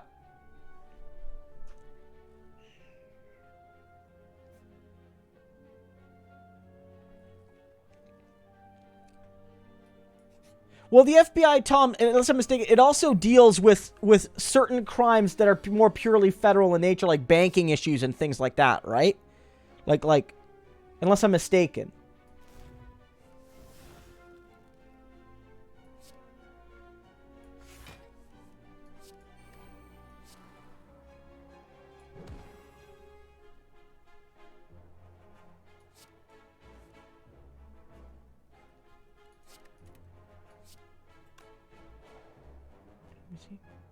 Play this right here. Good. And then I can maybe do.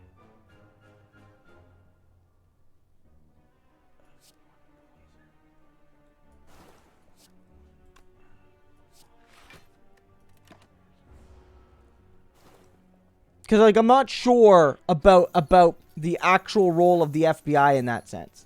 The one thing about this character is when you start getting a whole lot of cards like that, it's like you get a lot of decisions you have to make, right? You get a lot of decisions to make. See, that's great. So that effectively means that all my cards this turn are free. I don't have to worry about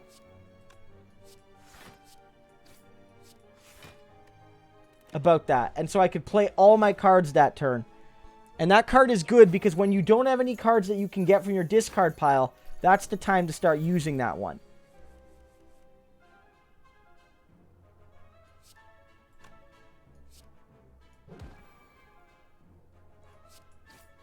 So he's going to die next turn.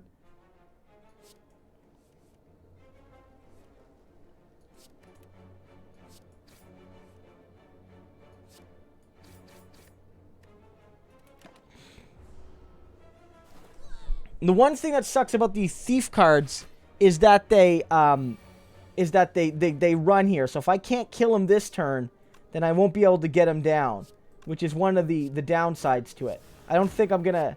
Well, I might actually. No, I'm not gonna quite have enough. No, actually I will. I miscounted. So I was able to get him down, and so they steal your gold if they get away. So I got my gold back.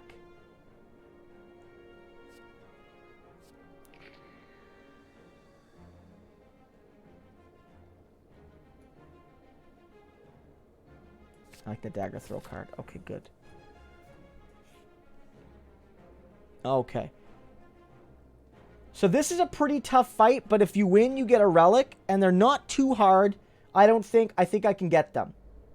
And I don't want to give up all my gold. So we're going to go for it.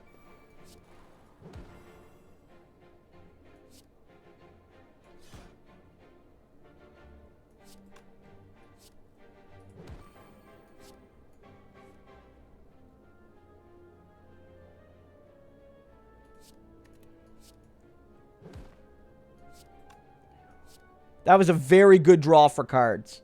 For those who play the game, I got very lucky there. I was able to effectively wipe a character in one turn and then do some damage and weak on my opponent. That was a very good turn.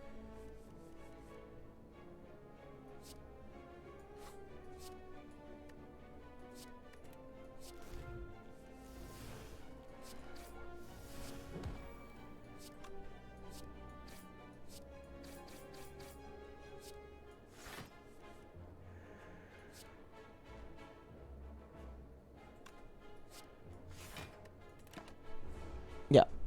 So, like, yeah, there was a, well, yeah, certainly. And in Canada, I have a bit more knowledge here. In Canada, a lot of that early anti-communist surveillance was actually done by the RCMP, by the police, basically, by the federal government's police. That's who did that work here in Canada.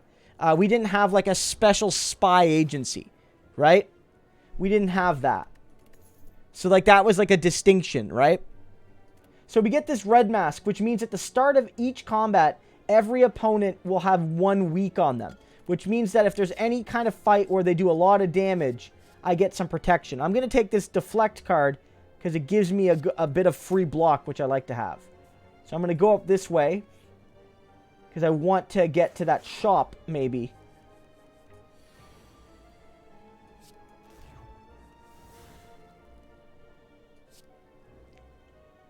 And see, what I'm doing here is I'm trying to burn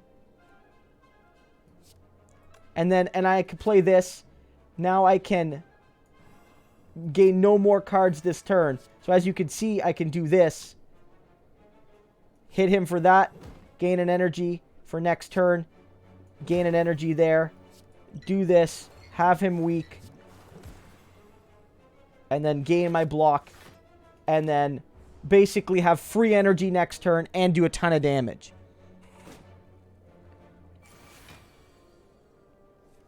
I haven't heard about that conspiracy vote. Vote for Daddy. Talia, I mean, I think Corbyn's doing okay. Their manifesto is real good. The Labour manifesto is fantastic. The polling shows that they're down, but it's still very early too, right? So, like, I would say there's lots of time left in that. But you know, he needs to gain some. He needs to gain some momentum. But the manifesto is really good. It's really good. So I'm going to take this Deadly Poison because it's upgraded and I like playing that poison card. So I'm going to go to the shop here and see what I can get. I like this card right here, this Nauseous Fumes one. But the Strawberry gives me a nice...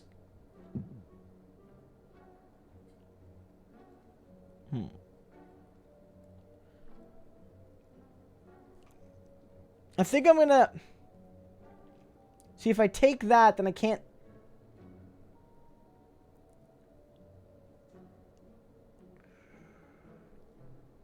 Or should I take this to get the double adrenaline? What do you guys think? I'm going to wait a second on this, because I want to see what you guys think. Should I take that Relic and a double a card? Or should I take that Nauseous Fumes? Because it's got a really good... Basically, it's a constant poison buff throughout the fight. I'm interested to see what people think on that one. Yeah, no, the manifesto's really good. The manifesto is fantastic. It is way to the left of anything you'll see, even from Bernie Sanders or the NDP here. It's very bold. It's very ambitious. It's fantastic. It's fantastic stuff. Well, I mean, Tom, the RCMP did both depending on what they were doing, right? Like, in some cases, the RCMP would do regular beat cop work, and in others, they would essentially be the border, like, they would do border work in some parts of the country, and they would do, like, frontier policing, and they would also do informant work. They would do a little bit of everything, depending on what was needed. Okay, Habs, I'm going with you. I'm going to take that one. I don't know if I'm going to buy... I might buy this distraction card. I don't know. No, I think I'm gonna keep what I got. I like what I got so far. I might do a video on it, Zach. I'm not sure yet. It's a mixture of you know, timing and things like that. It's certainly something I want to talk about. At the very least, maybe we'll talk about it next week's live stream. I might do a video on a specific element. But it's trying to balance what viewers would like to see, and then also my knowledge base, and then also getting the timing right. So in some ways, I might have missed the timing on doing a video on the announcement of the manifesto, but I could certainly do something on the project as it sort of develops going forward, right? So there's that in mind too.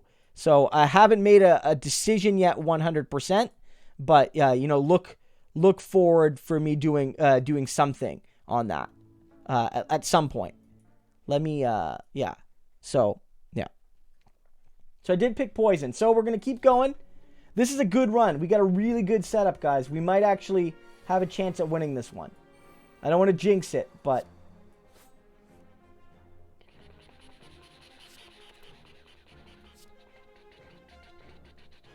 boom.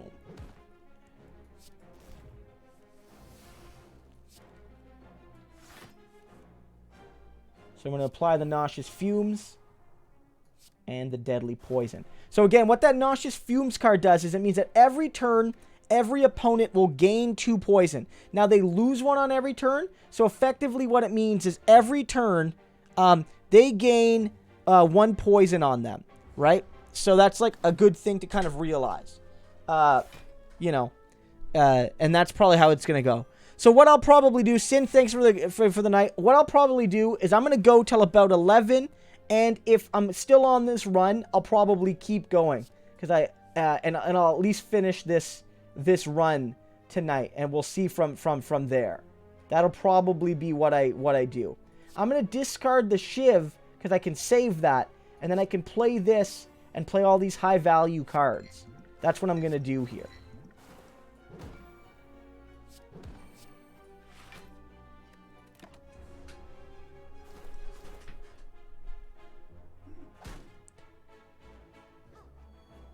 Oh, Zach, 100%.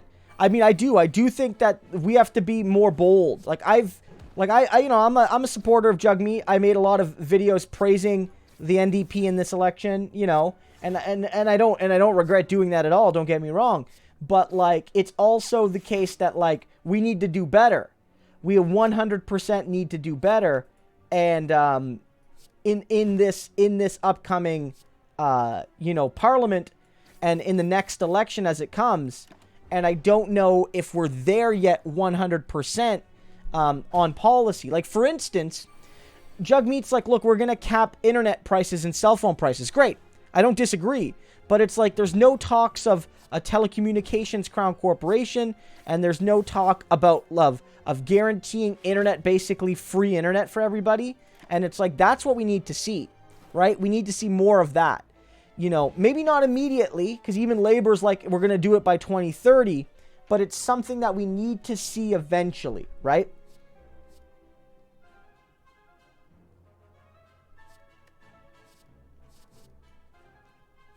Now I'm going to take this Eviscerate card for a couple reasons. I do discard a lot of cards in this deck, and with my Bullet Time card, I can make that card free in some cases. So I'm going to take that one. So how's everybody doing tonight? Let me know. Like, you know, chat's a little quiet tonight. I'd love to know how you guys are doing, things like that. Let me know how you're all doing. It'd be great to hear from you.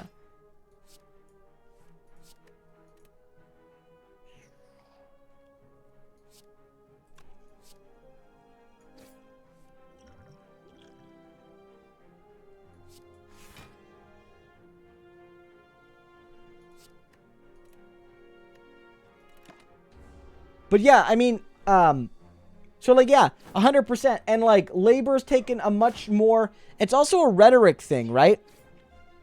It's a rhetoric thing that Labor has taken a better stances than we have. I think that's definitely a point we have to look at, right? They've been much better at just being open in who they are as like a left-wing force in a way we haven't. But, I mean, one problem, yeah, Zach, I agree with you, but, I mean, the media in Britain in many ways is worse. The media in Britain is maybe even more biased against a candidate like Corbyn than our media is against Jagmeet and the NDP.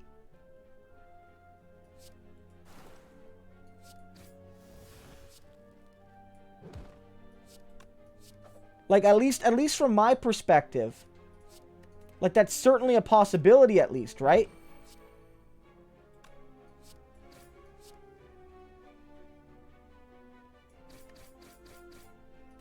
Like, that's certainly a possibility, right? Yeah, Talia, great to hear that you're loving this. You know, the chat. Yeah, no PPC trolls tonight. A bit of a smaller crowd, but, you know, this is the first time I've done a stream like this. Bit of a smaller crowd, but everyone seems to be having a lot of fun. And I think that's what really matters the most. And as long as everyone's kind of having a good time, I'm having a good time. That's what it's really about. But yeah, we'll be doing video game streams. I'm not sure what night it'll be. I'm thinking, like, if I get into a groove, like a Monday night might be the sort of night I would do it. But I'm not 100 on that, right?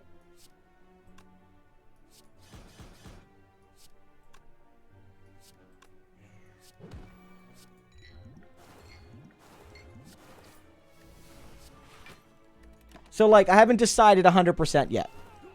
Yeah. So, like, you know, so with Britain, though, I guess my point is that, you know, yeah, the excuse of bias really isn't the same, right? Because at the end of the day, the media bias in Canada, I don't think is as bad as it is in Britain.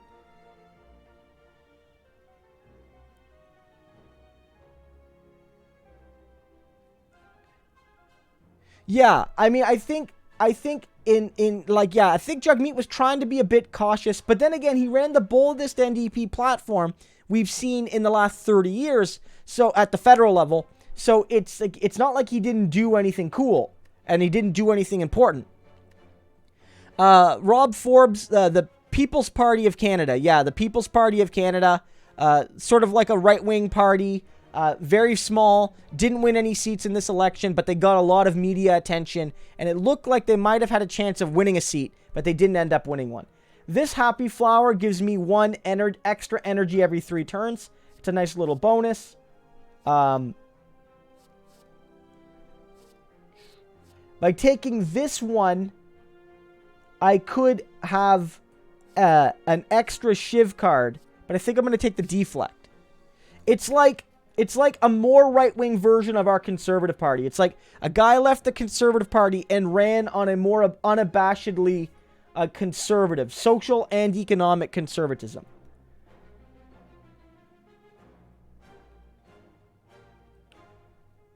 I'm going to take this, the ingest mutagen one. That's what I'm going to take. Gives me a nice relic. 3 strength at the start of each battle. It's a nice little bonus.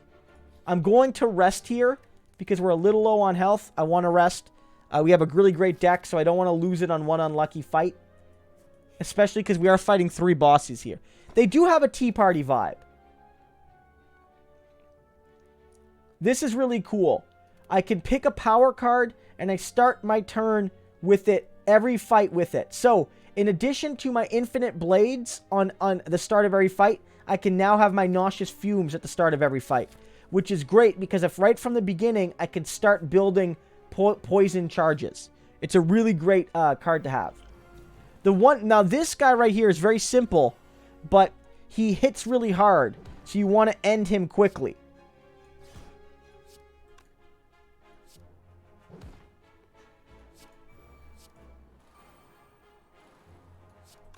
So, like, again, this is the sort of fight where it's like, you might even sacrifice a bit of defense to just get some hard hits in him.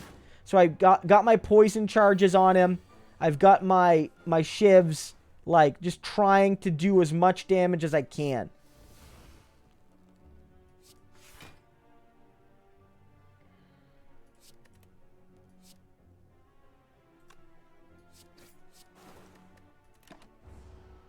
Yeah, they are like the Tea Party. That's a great way of putting it. But, like, they weren't as successful as the Tea Party, frankly. They weren't as successful. Thankfully. Because they had some really troubling views, obviously. So, like, we were lucky in that sense that they were not successful.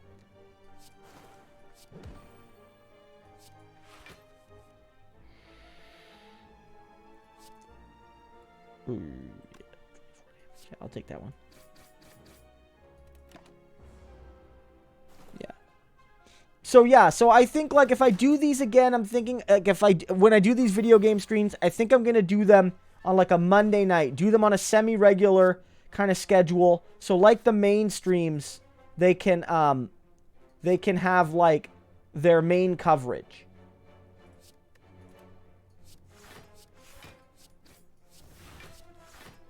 And, like, so, like, we can kind of watch that. Yeah. I think the PPC is done, right? Like, Tom, that's fantastic. That's a fantastic one, line.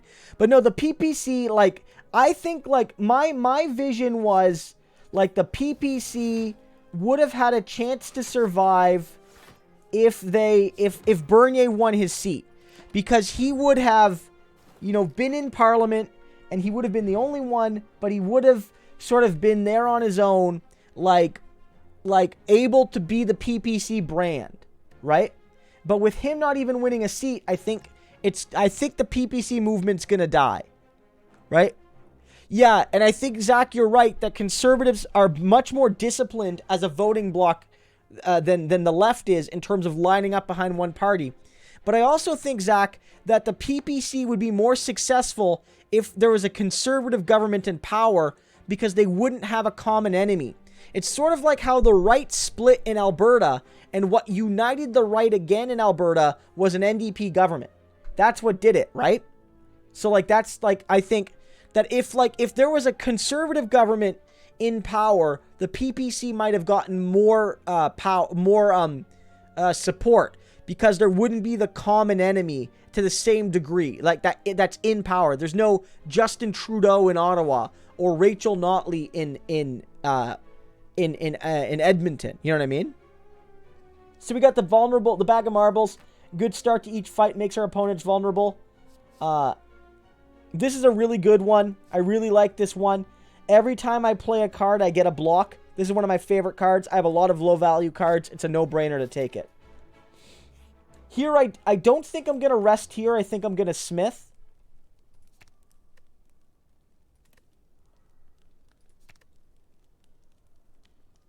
And I think I'm going to lower the cost of my bullet time. So I'm going to go to these question marks. Take a couple question marks.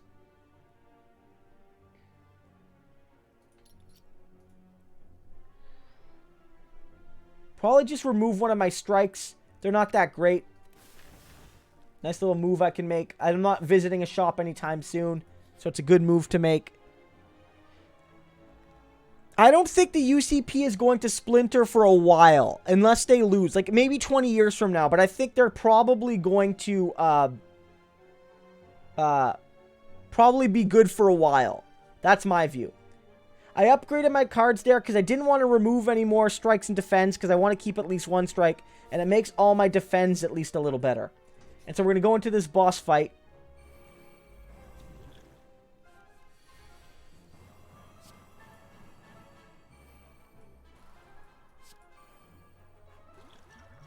So I'm going to use my attack card here. It gives me one free attack. I'm going to use this one because it's a good AoE attack. It kills all the minions in one attack and allows me to spend the first couple turns at least focusing fully on the boss. It's really great in that sense.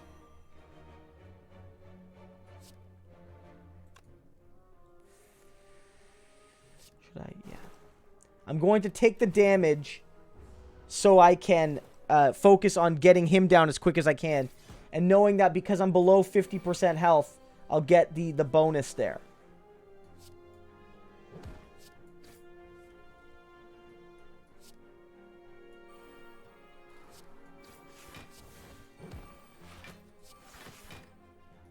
And so, as you know, I played the After Image card. So every card I play now subsequently will do a block.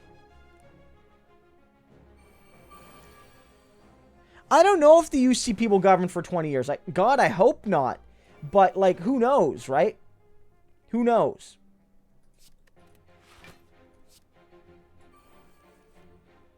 Like, who knows at this point? I really hope they don't. But they might, right? And, like, that would be scary and awful. But it might happen. And so, like, we have to be aware of that potentiality at least.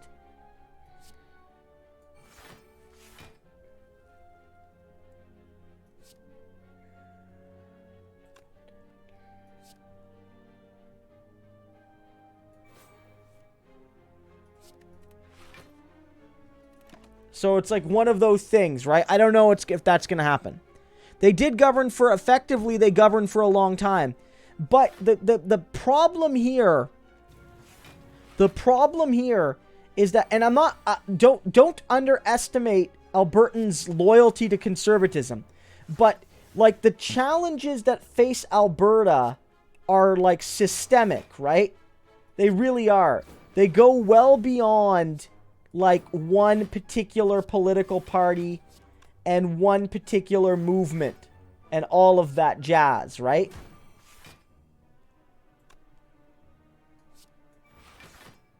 They really are, like, systemic challenges. And I do think there's something to be said for the fact that if like, the challenges that face Alberta maintain, you're not going to, like, people are going to be like, well, we voted for you because you said you would save us from like all the you'd save us from like Rachel Notley's failures, but at the end of the day, you didn't. You lied to us, and there could be political costs in that regard for Jason Kenney, and so it could suck, right? Yeah, the Bolivian coup leader is awful, 100%. And Maduro is nowhere near as bad as she is, and frankly, much worse than Maduro is Bolsonaro in Brazil. He's much scarier. But yeah, certainly this person's not great. Never thought we'd see their version of the NDP in power over in Alberta. Yeah, no, that was certainly a major surprise. No one was expecting that. No one at all. This kunai is a really good card. This card basically allows you to gain 1 dexterity, which improves your block every time you play 3 attacks in a turn. And as you guys know, I play a lot of small attacks. It's a good combination for my deck. So here I am going to rest because we're going into a boss fight. And again, I have a good deck. I don't want to take unnecessary risks. Yeah, Bolivia, Morales is the rightful president, in my view. We need to try to find, hopefully get him back into power at some point. I don't know if that's going to happen, guys. I hope it does. But, maybe the best we can hope for in some ways is at the very least to ensure that his party gets a chance at the free election. But my hope is that we get Morales back as president, because he is the rightful and legitimate president of Bolivia. That's my view, 100%.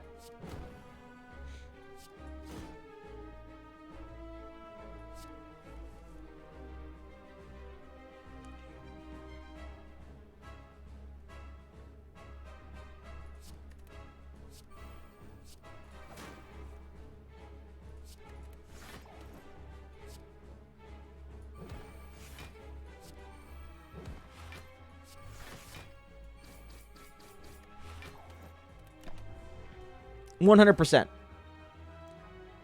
Yeah, Bolsonaro's awful, right? And I mean, and the problem is that Canada's effectively endorsed him. Right? Canada's effectively endorsed him. Like, through our policies in that part of the world.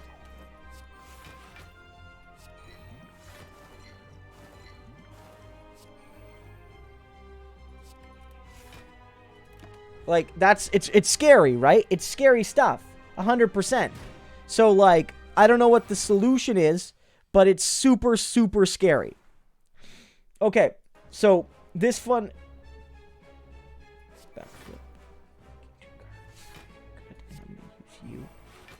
Make this all free.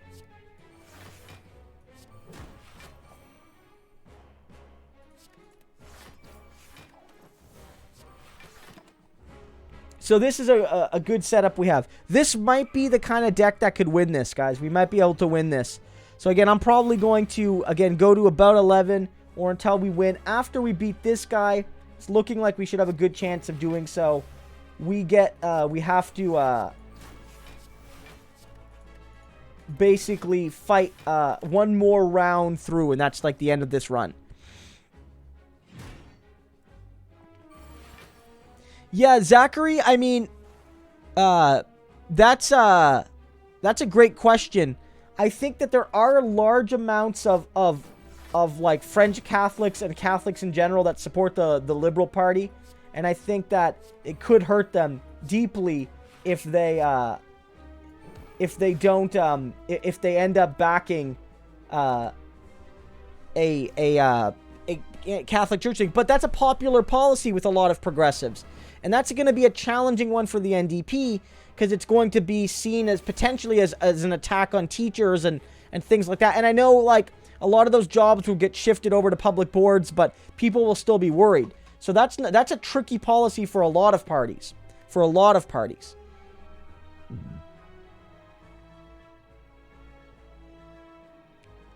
Tom, the one problem is that, the coup has established itself more in Bolivia than the one did in Venezuela, unfortunately. Right? Although, vote for Daddy, don't forget, Netanyahu is out in Israel, and he's been indicted in Israel. So maybe in Israel, at least, things are on the mend.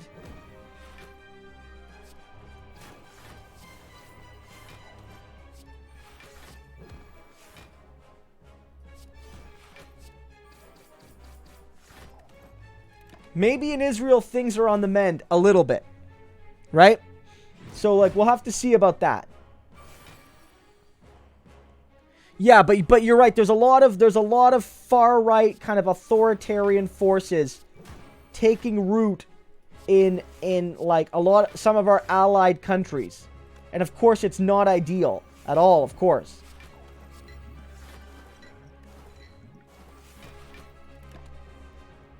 So I'm playing a little bit quicker now. You know, I'll explain things as we go through, but it's just sort of fighting the boss. But one thing I think you'll notice if you're watching is my cards have synergized really well now. I have a very well synergized deck that allows me to build damage and blocking very easily. So this is a very, very good, you know, yeah. Oh yeah, vote for that. I'm under no illusions that, like, Netanyahu's being replaced by a good guy. But, like, it's, you know, it really is, like, sometimes the lesser evil argument does apply. And maybe that is the case in Israel, that there is a lesser evil in power now. I don't know, Zach. Yeah, Benny, yeah. I don't know what a post-Israel Netanyahu is going to look like. Hopefully better, but I'm not sure. I'm not sure what's going to happen with regard to Palestine and economic policy. I mean, I hope it moves in a progressive direction, but who knows, right? Who knows? I'm not sure. I'm not sure. So I'm going to take the Phantasmal Killer. It's going to double my attacks on the next turn. I like that one. It's good potential burst.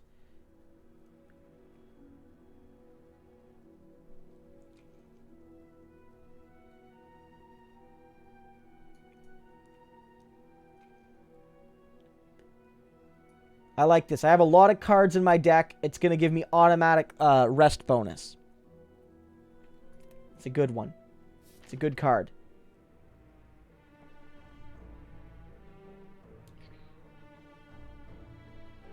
Alright, so this is the final, like, level, if you will. So I can go this way, hit 1, 2, or go this way and hit 1. So I think my goal is going to be to hit as many bosses as I can. So I'm going to run this way and maybe be able to hit a couple shops as well. So one thing with this one that's really interesting is you got to kill these guys all in a relatively equal pace. If you don't, they'll sort of respawn. So that's like something to keep in mind.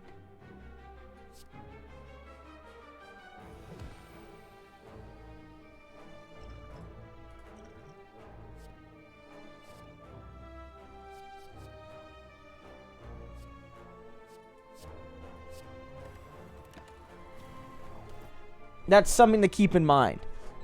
Yeah, there are 3 acts, but then, like, not to spoil, you have to, once you beat the game, all 3 acts with all 3 characters, then you unlock a secret harder boss, which is very difficult, and you have to do a certain set of things during a run that limit your choices and that make for a harder game.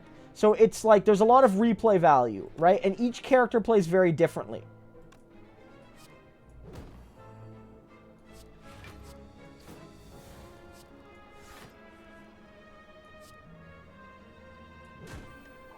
So I would say, like, in a lot of ways, like, the game has, like, it's a deceptively, like, long game in that sense.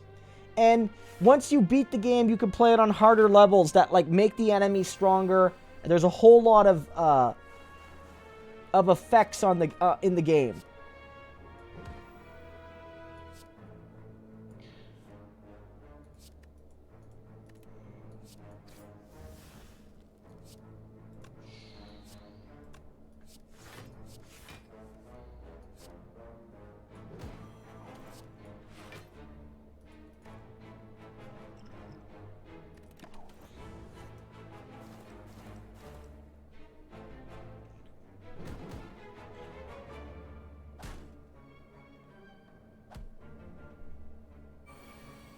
So, like, that's...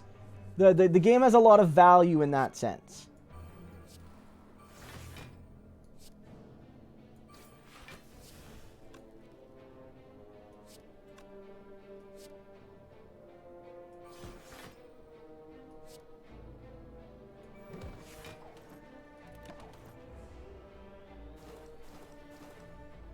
Like, I think it's a pretty good one for that. So this fight is going okay. The one problem is here is, again, we've hit this guy hard, and now we have to try to kill quickly because these guys... I don't think I'm going to play that one next turn, so I'm going to try to hit this guy with that one.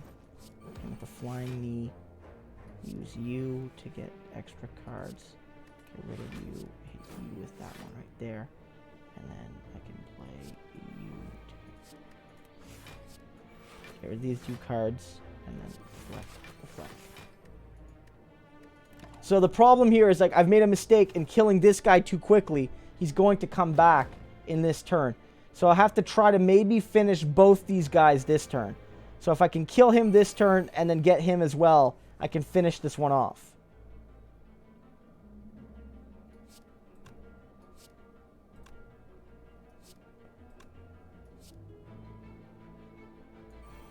So I could do that and then boom. Okay, good. And then hit.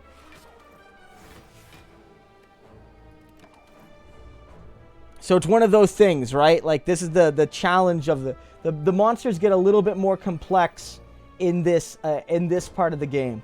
But I should be able to finish it here. I'm going to do I have some good damage built up here. I could probably get it done.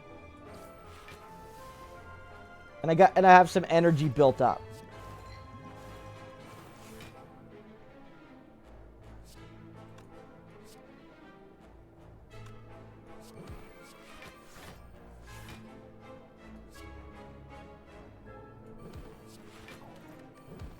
And that should be the fight right there. Yeah. So, yeah. So, yeah, Tom, like, that's the problem with Israel. One of the challenges is that there are moderate leaders, but unless somebody has a different position on Palestine, it's going to have a lot of the same underlying issues as far as Israel relates to us in the West. So I'm going to buy this one to give elites 25% less HP. And then in terms of cards here, I'm going to buy this Blade Dance, which gives me 2 shivs. I really like that one. I'm going to save my rest of my cash and hit a store later on. I'm going to wind out through these 2 question marks. Because I have the red mask, I just get free money. That's a nice little bonus. See, that's what people were talking about. There are certain things you can only get from going to these question marks. That was basically free gold. Here I can duplicate a card in my deck. I think I'm going to duplicate my Adrenaline card. I really like that one.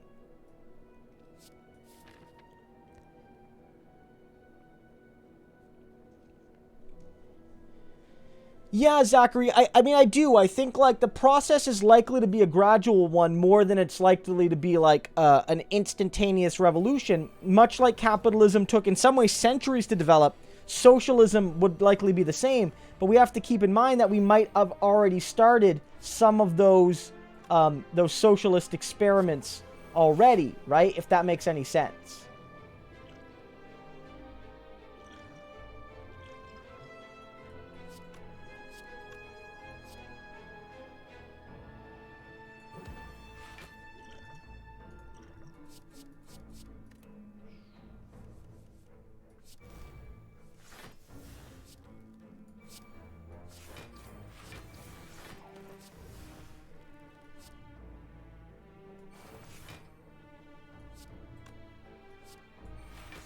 And so what I did there was use my Gambler's Brew to cycle my deck a little bit. I don't know if you guys noticed that.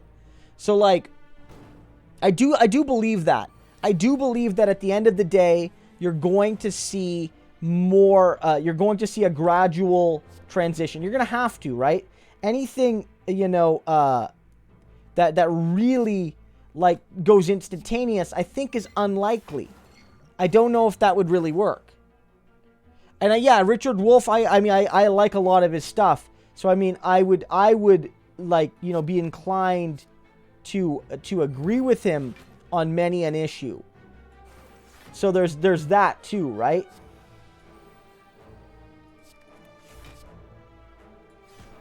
There's that too, that, like, he's right more often than he's wrong, right? So...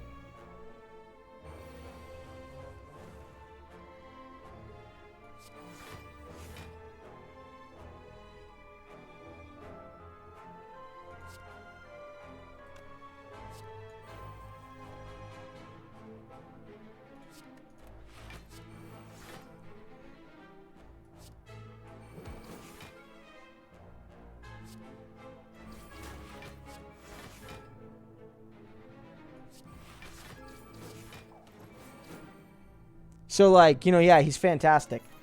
So this run is going really good, guys. This run is going real well.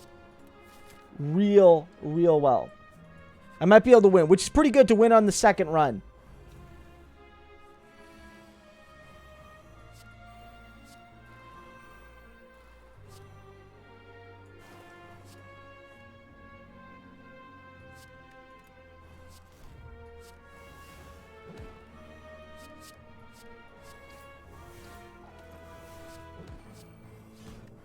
So as you can see, I just did over 250 damage on that one turn. For those who watch this game, right?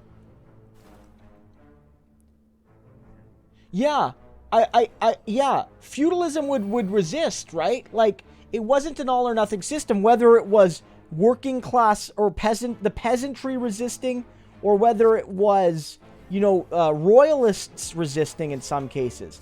The reality is, like, that, like, the transition to capitalism was not a simple one, right? Like, it was not even, it was not orderly, it was not a constant upward trend, right? Like, capitalism in that sense, like, the arrival to capitalism was not a smooth process.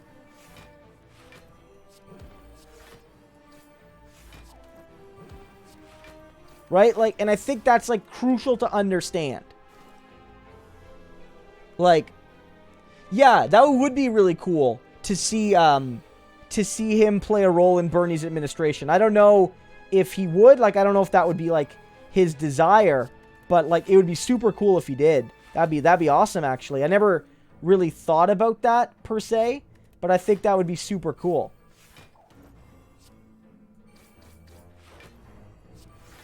So, I don't know. I think that would be really cool.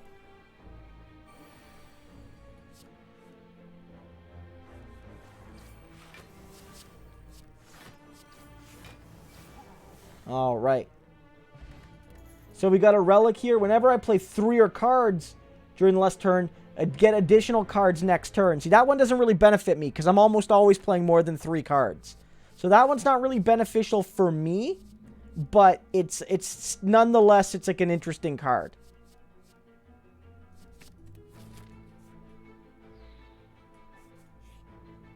Here, I'm not going to rest because, again, that feather makes it so I don't have to. I can use that time to upgrade my cards. That's what I'm going to do. Yeah, that one. I haven't been playing that one because I don't like spending the 2 energy. Lowering its value by 1 could really help.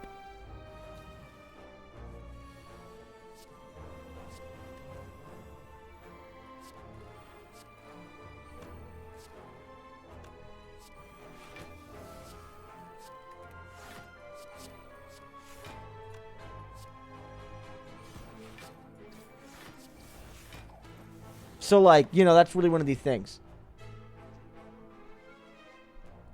Yeah, Jamesy, yeah, you could certainly ask me that. Yeah, for sure. No problem. Yeah, Zachary, I mean, I certainly think we need more heterodox economics, whether or not they're Keynesian. Even just more Keynesian probably is needed. Because you're right in noting that most of them are like, more purely capitalist in nature. Like, that's just... a reality, right? Like, that's like 100% just like the reality of the situation, is that too much of our economics departments are run like that.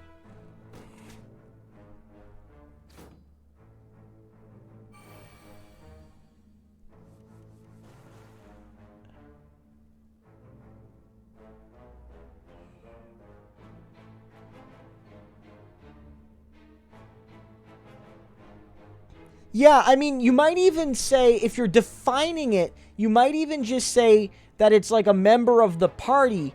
What you're then saying is like what that believed in, but if it's like what, like if the act of being a member of the party is makes you that in some ways. Whereas in the second part, you're just describing what that party's set of beliefs were.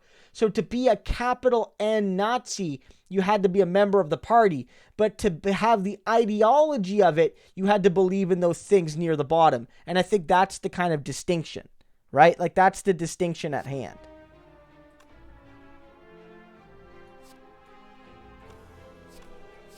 And I think, like, that's where, like,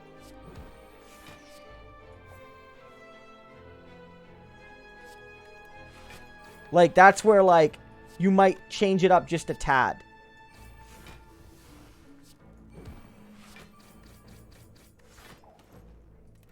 Like, from my perspective.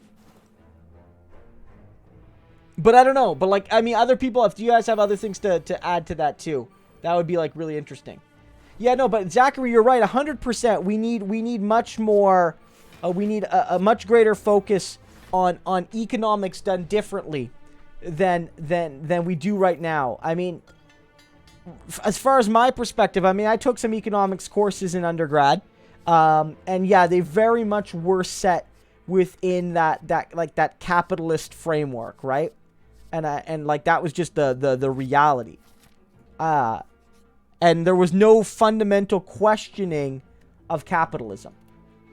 This is really great. It gives me 3 damage to all enemies at the beginning of each turn. That has really good potential to hit enemies over the long term. And in fights like this, it's a little bit of damage to every enemy, which of course is not nothing.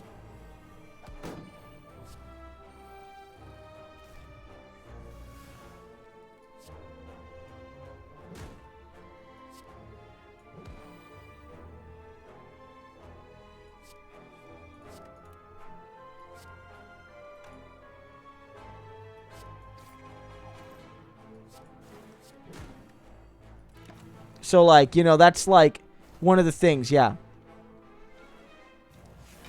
Yeah, and I mean, like, not to cut hairs, but, like, there are different sorts of fascism. There were different sorts of totalitarian ideology. While there was, like, a broad alliance between, say, like, Spain, Portugal, and these sorts of countries during that time frame, at the end of the day, they were distinct countries with, like, distinct ideologies, right?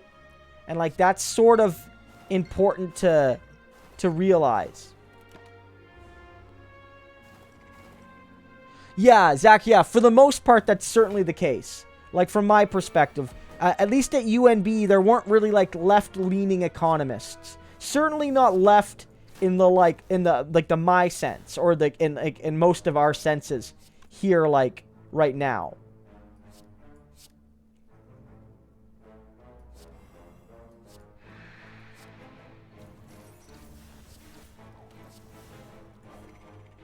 So, like, I totally agree. Totally agree, 100%. All right. I actually really like this dash card. I'm going to take that. It gives you some block and damage. We're actually getting close to the end here, guys. We're going to hit this right here. Hit this bonus. It's these annoying guys again. I hate them so much. But it's another fight to build up our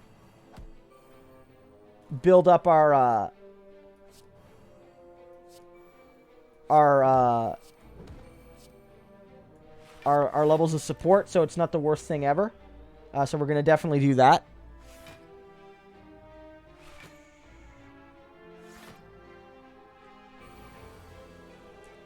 Yeah. Yeah, no, for sure. Like, there were different types of far-right kind of ideology. And, like, it was very different depending on the country in question.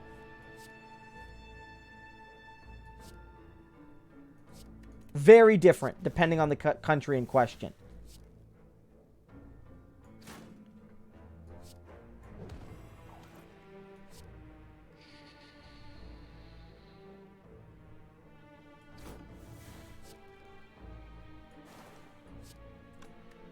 So, like, you know, that's an incredibly important factor to note. Yeah, Tom, that's a great point. Like, yeah, because that's a specific party in a specific, like, region of, like, the Germanic world, whereas that doesn't necessarily apply. The terminology doesn't have the same meaning in some parts of like, let's say, like, the Latin, like, the Latin countries, right? Which had different approaches.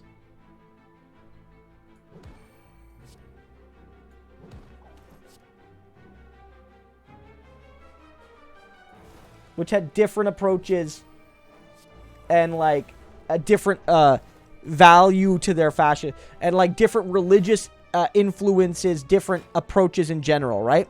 Duncan says, I have about 1,200 hours into this game. I played this game a lot, too. Just for those just coming in, we're just doing a standard, like, you know, zero ascension, fresh run. I died halfway through on Ironclad. This is the first run I have with Silent. And we're getting pretty close to the end with a really good set of relics. So I think we have a great chance of winning. Like, not to jinx it, but we're in a pretty good position.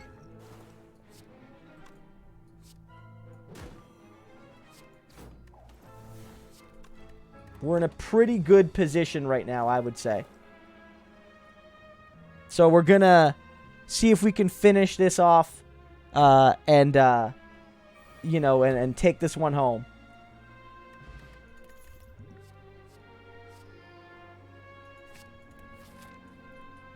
So we're going to hit this one. We don't need to rest because we're close to full health anyway. I want to get that one innate because I want to start building that early. And when we get to a boss fight, I want to have that flexibility to get that one done.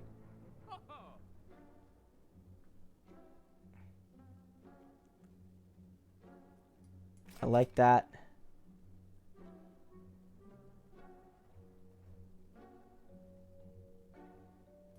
I like that.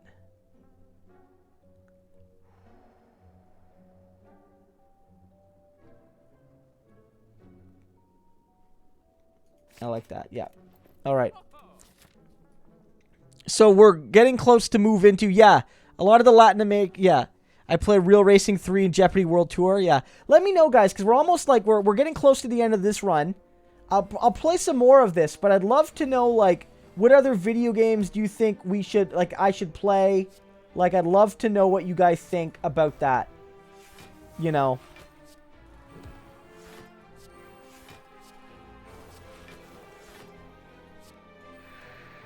What games you think I should play?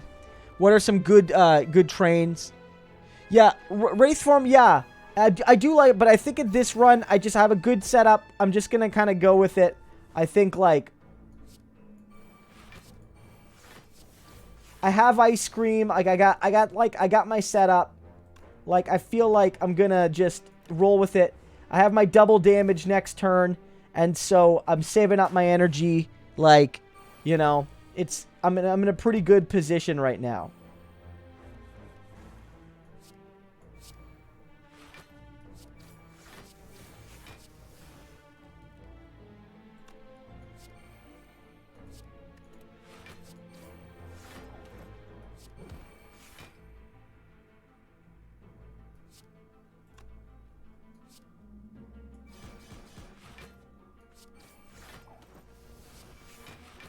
So, like, yeah, this has been a great run so far for Duncan. Like, it's been very lucky. It makes me look really good at this game, but like it's been a real lucky run.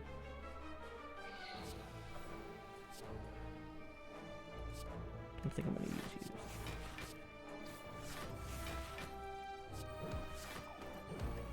So, like, yeah, it's been one of those. It's been of those. Fire Emblem Three Houses. What is that? What is that on? What system? Is it on PC? Because I think I'd limit myself mostly to PC. Like, games like that, like play some more Rocket League, maybe play some Overwatch at some point. Civ 6, maybe? Haven't played Hearts of Iron Thor. I think maybe I play some Crusader Kings. Crusader Kings might be pretty fun. But I don't know if, like, that would be the most engaging game to watch. Right? I don't know. Like, videos of City Skylines, I do like that game. I do like that. That's a fun game. Is that would that be a good game to live stream? I don't know, right? Like, I'm not sure. It's a good question.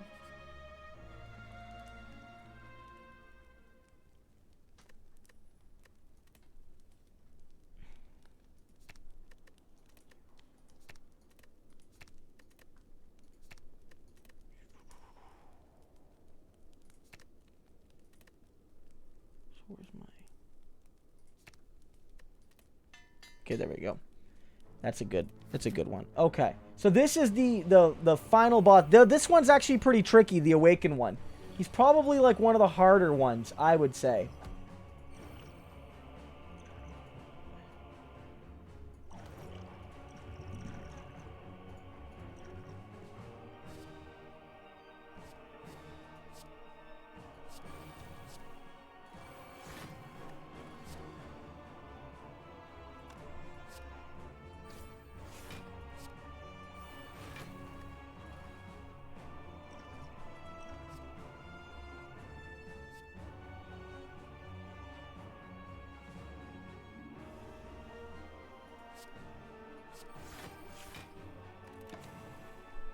Yeah.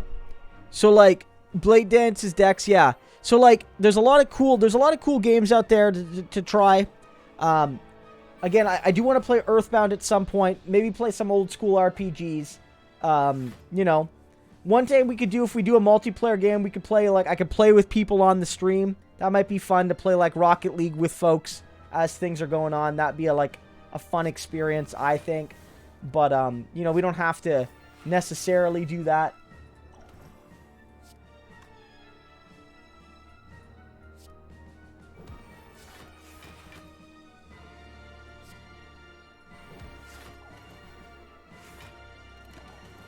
Like, you know, but I think like that could be kind of fun. The artifact speed pot hack. I don't. What is that, Duncan? Maybe I do, or maybe I just don't know what it's called. Maybe we call it something different.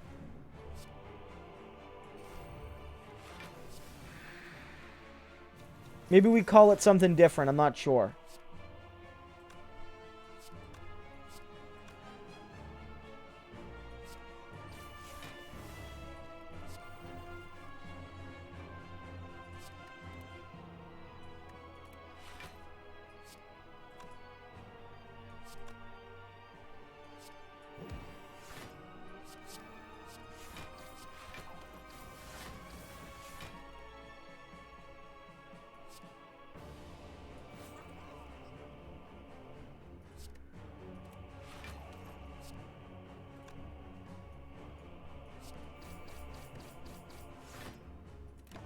Yeah. Player speed potion and you get to keep 5 decks. The artifact negates debuff. Just play your speed potion. Okay, that's interesting. That's an interesting one. That's really interesting. Okay. I'm going to keep that in mind.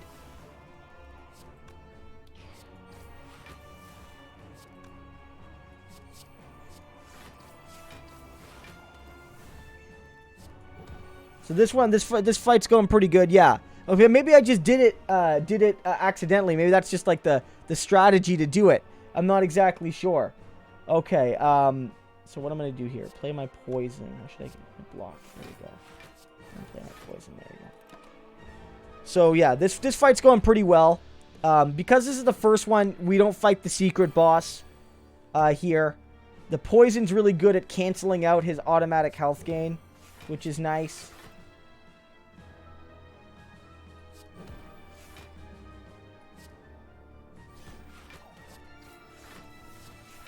So, yeah, this one's going really well. How long have I been a lefty? Like, in terms of, like, identifying as, like, a quote-unquote progressive, probably since high school.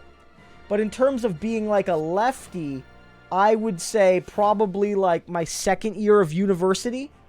Like where I would identify as being like anti-capitalist. That would probably be the when I would have identified as such.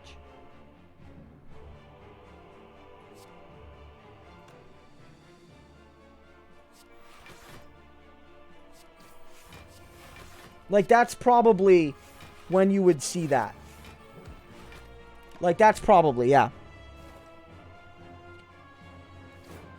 Yeah, I voted, well, yeah, Zach, you have a good memory. I voted Liberal, and I will never, ever forgive myself for doing so, in the federal election in 2006, which was the first one because I turned 18 in 2005. Like, I'm born in 87.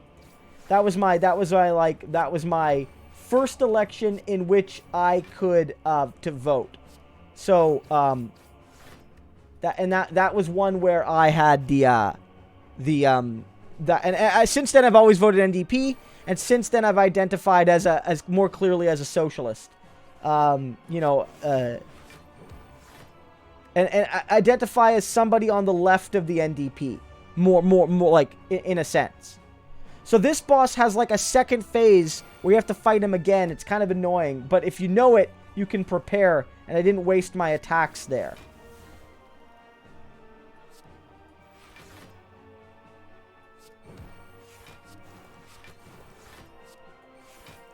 I didn't waste my attacks, and like I'm able to stop him. So this fight's going pretty well. And again, the great thing about the poison is he gains 10 points on every turn, but the poison counteracts that, which is great.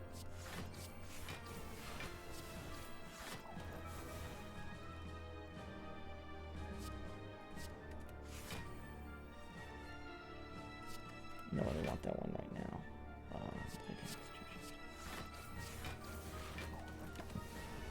And like we got lots of leeway here, yeah. So yeah, in terms of being an anti-capitalist, it would probably be my like second year of university. That's probably when I would say that happened.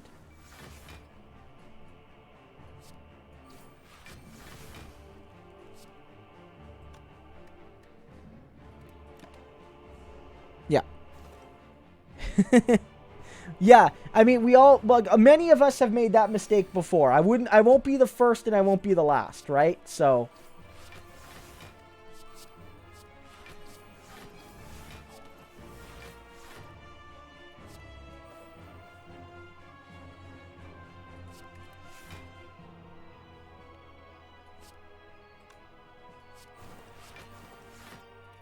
Yeah, this fight's going real well. This is probably going to end the game here. Like, we're probably going to win this run. He's taking a ton of poison damage.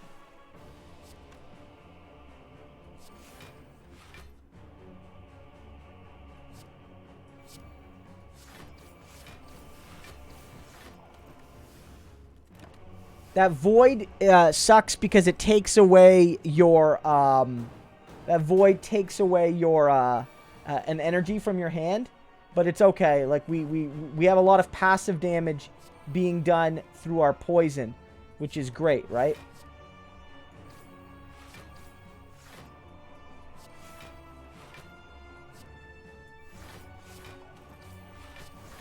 And as you see, we're getting ridiculous amount of blocks, right?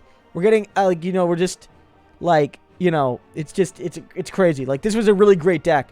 For Duncan, I don't know if you're still here, but you could see, like, the deck is, like, it's the kind of deck where it's like, at least until the heart, you pretty much can't lose. Like, it's not really, and I'm not even playing, like, particularly, like, well. Like, I'm not, like, I'm sort of chatting with people and whatnot. So, and that should be the fight right there. So,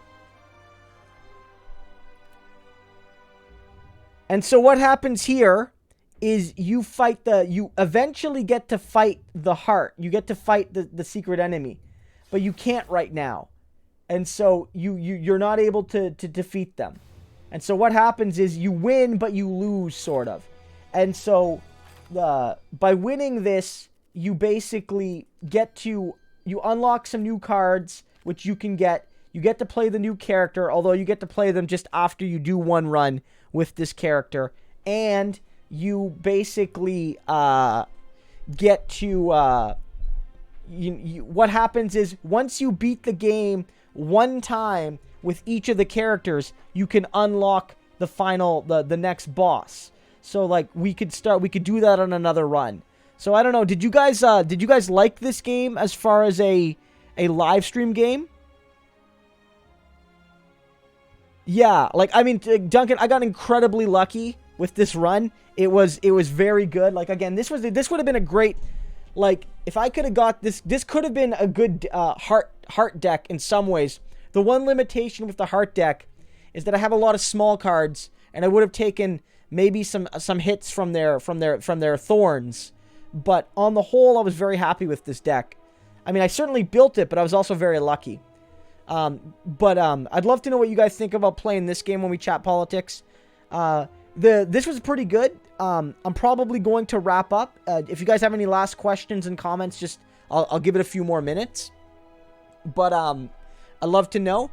I'll be doing these streams probably once a week. The attendance wasn't as good as my mainline streams, but I also haven't set these off as a once a week schedule thing yet. So, I'm going to at least do them for a little bit to see if they take off. And if they do, then I'll certainly make them part of my, like, permanent regular schedule. But, again, I'd love to know what you guys think. If you have any questions or comments, let me know. And, I hope you guys enjoyed this. I had a lot of fun playing this. I had a lot of fun playing this game. And I hope you guys had a lot of fun watching it. Like, that's my hope.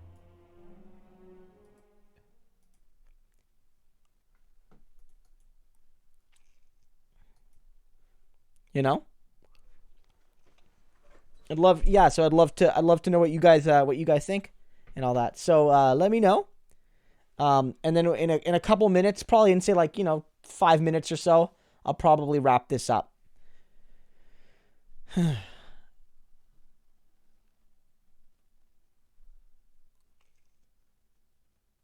And so I think with this one, I'm going to put this one up as a video on demand. I'm happy with how it went. I don't know if I'm going to put up all the video game streams. They don't have as many views, and I wonder algorithmically if that has an effect. But at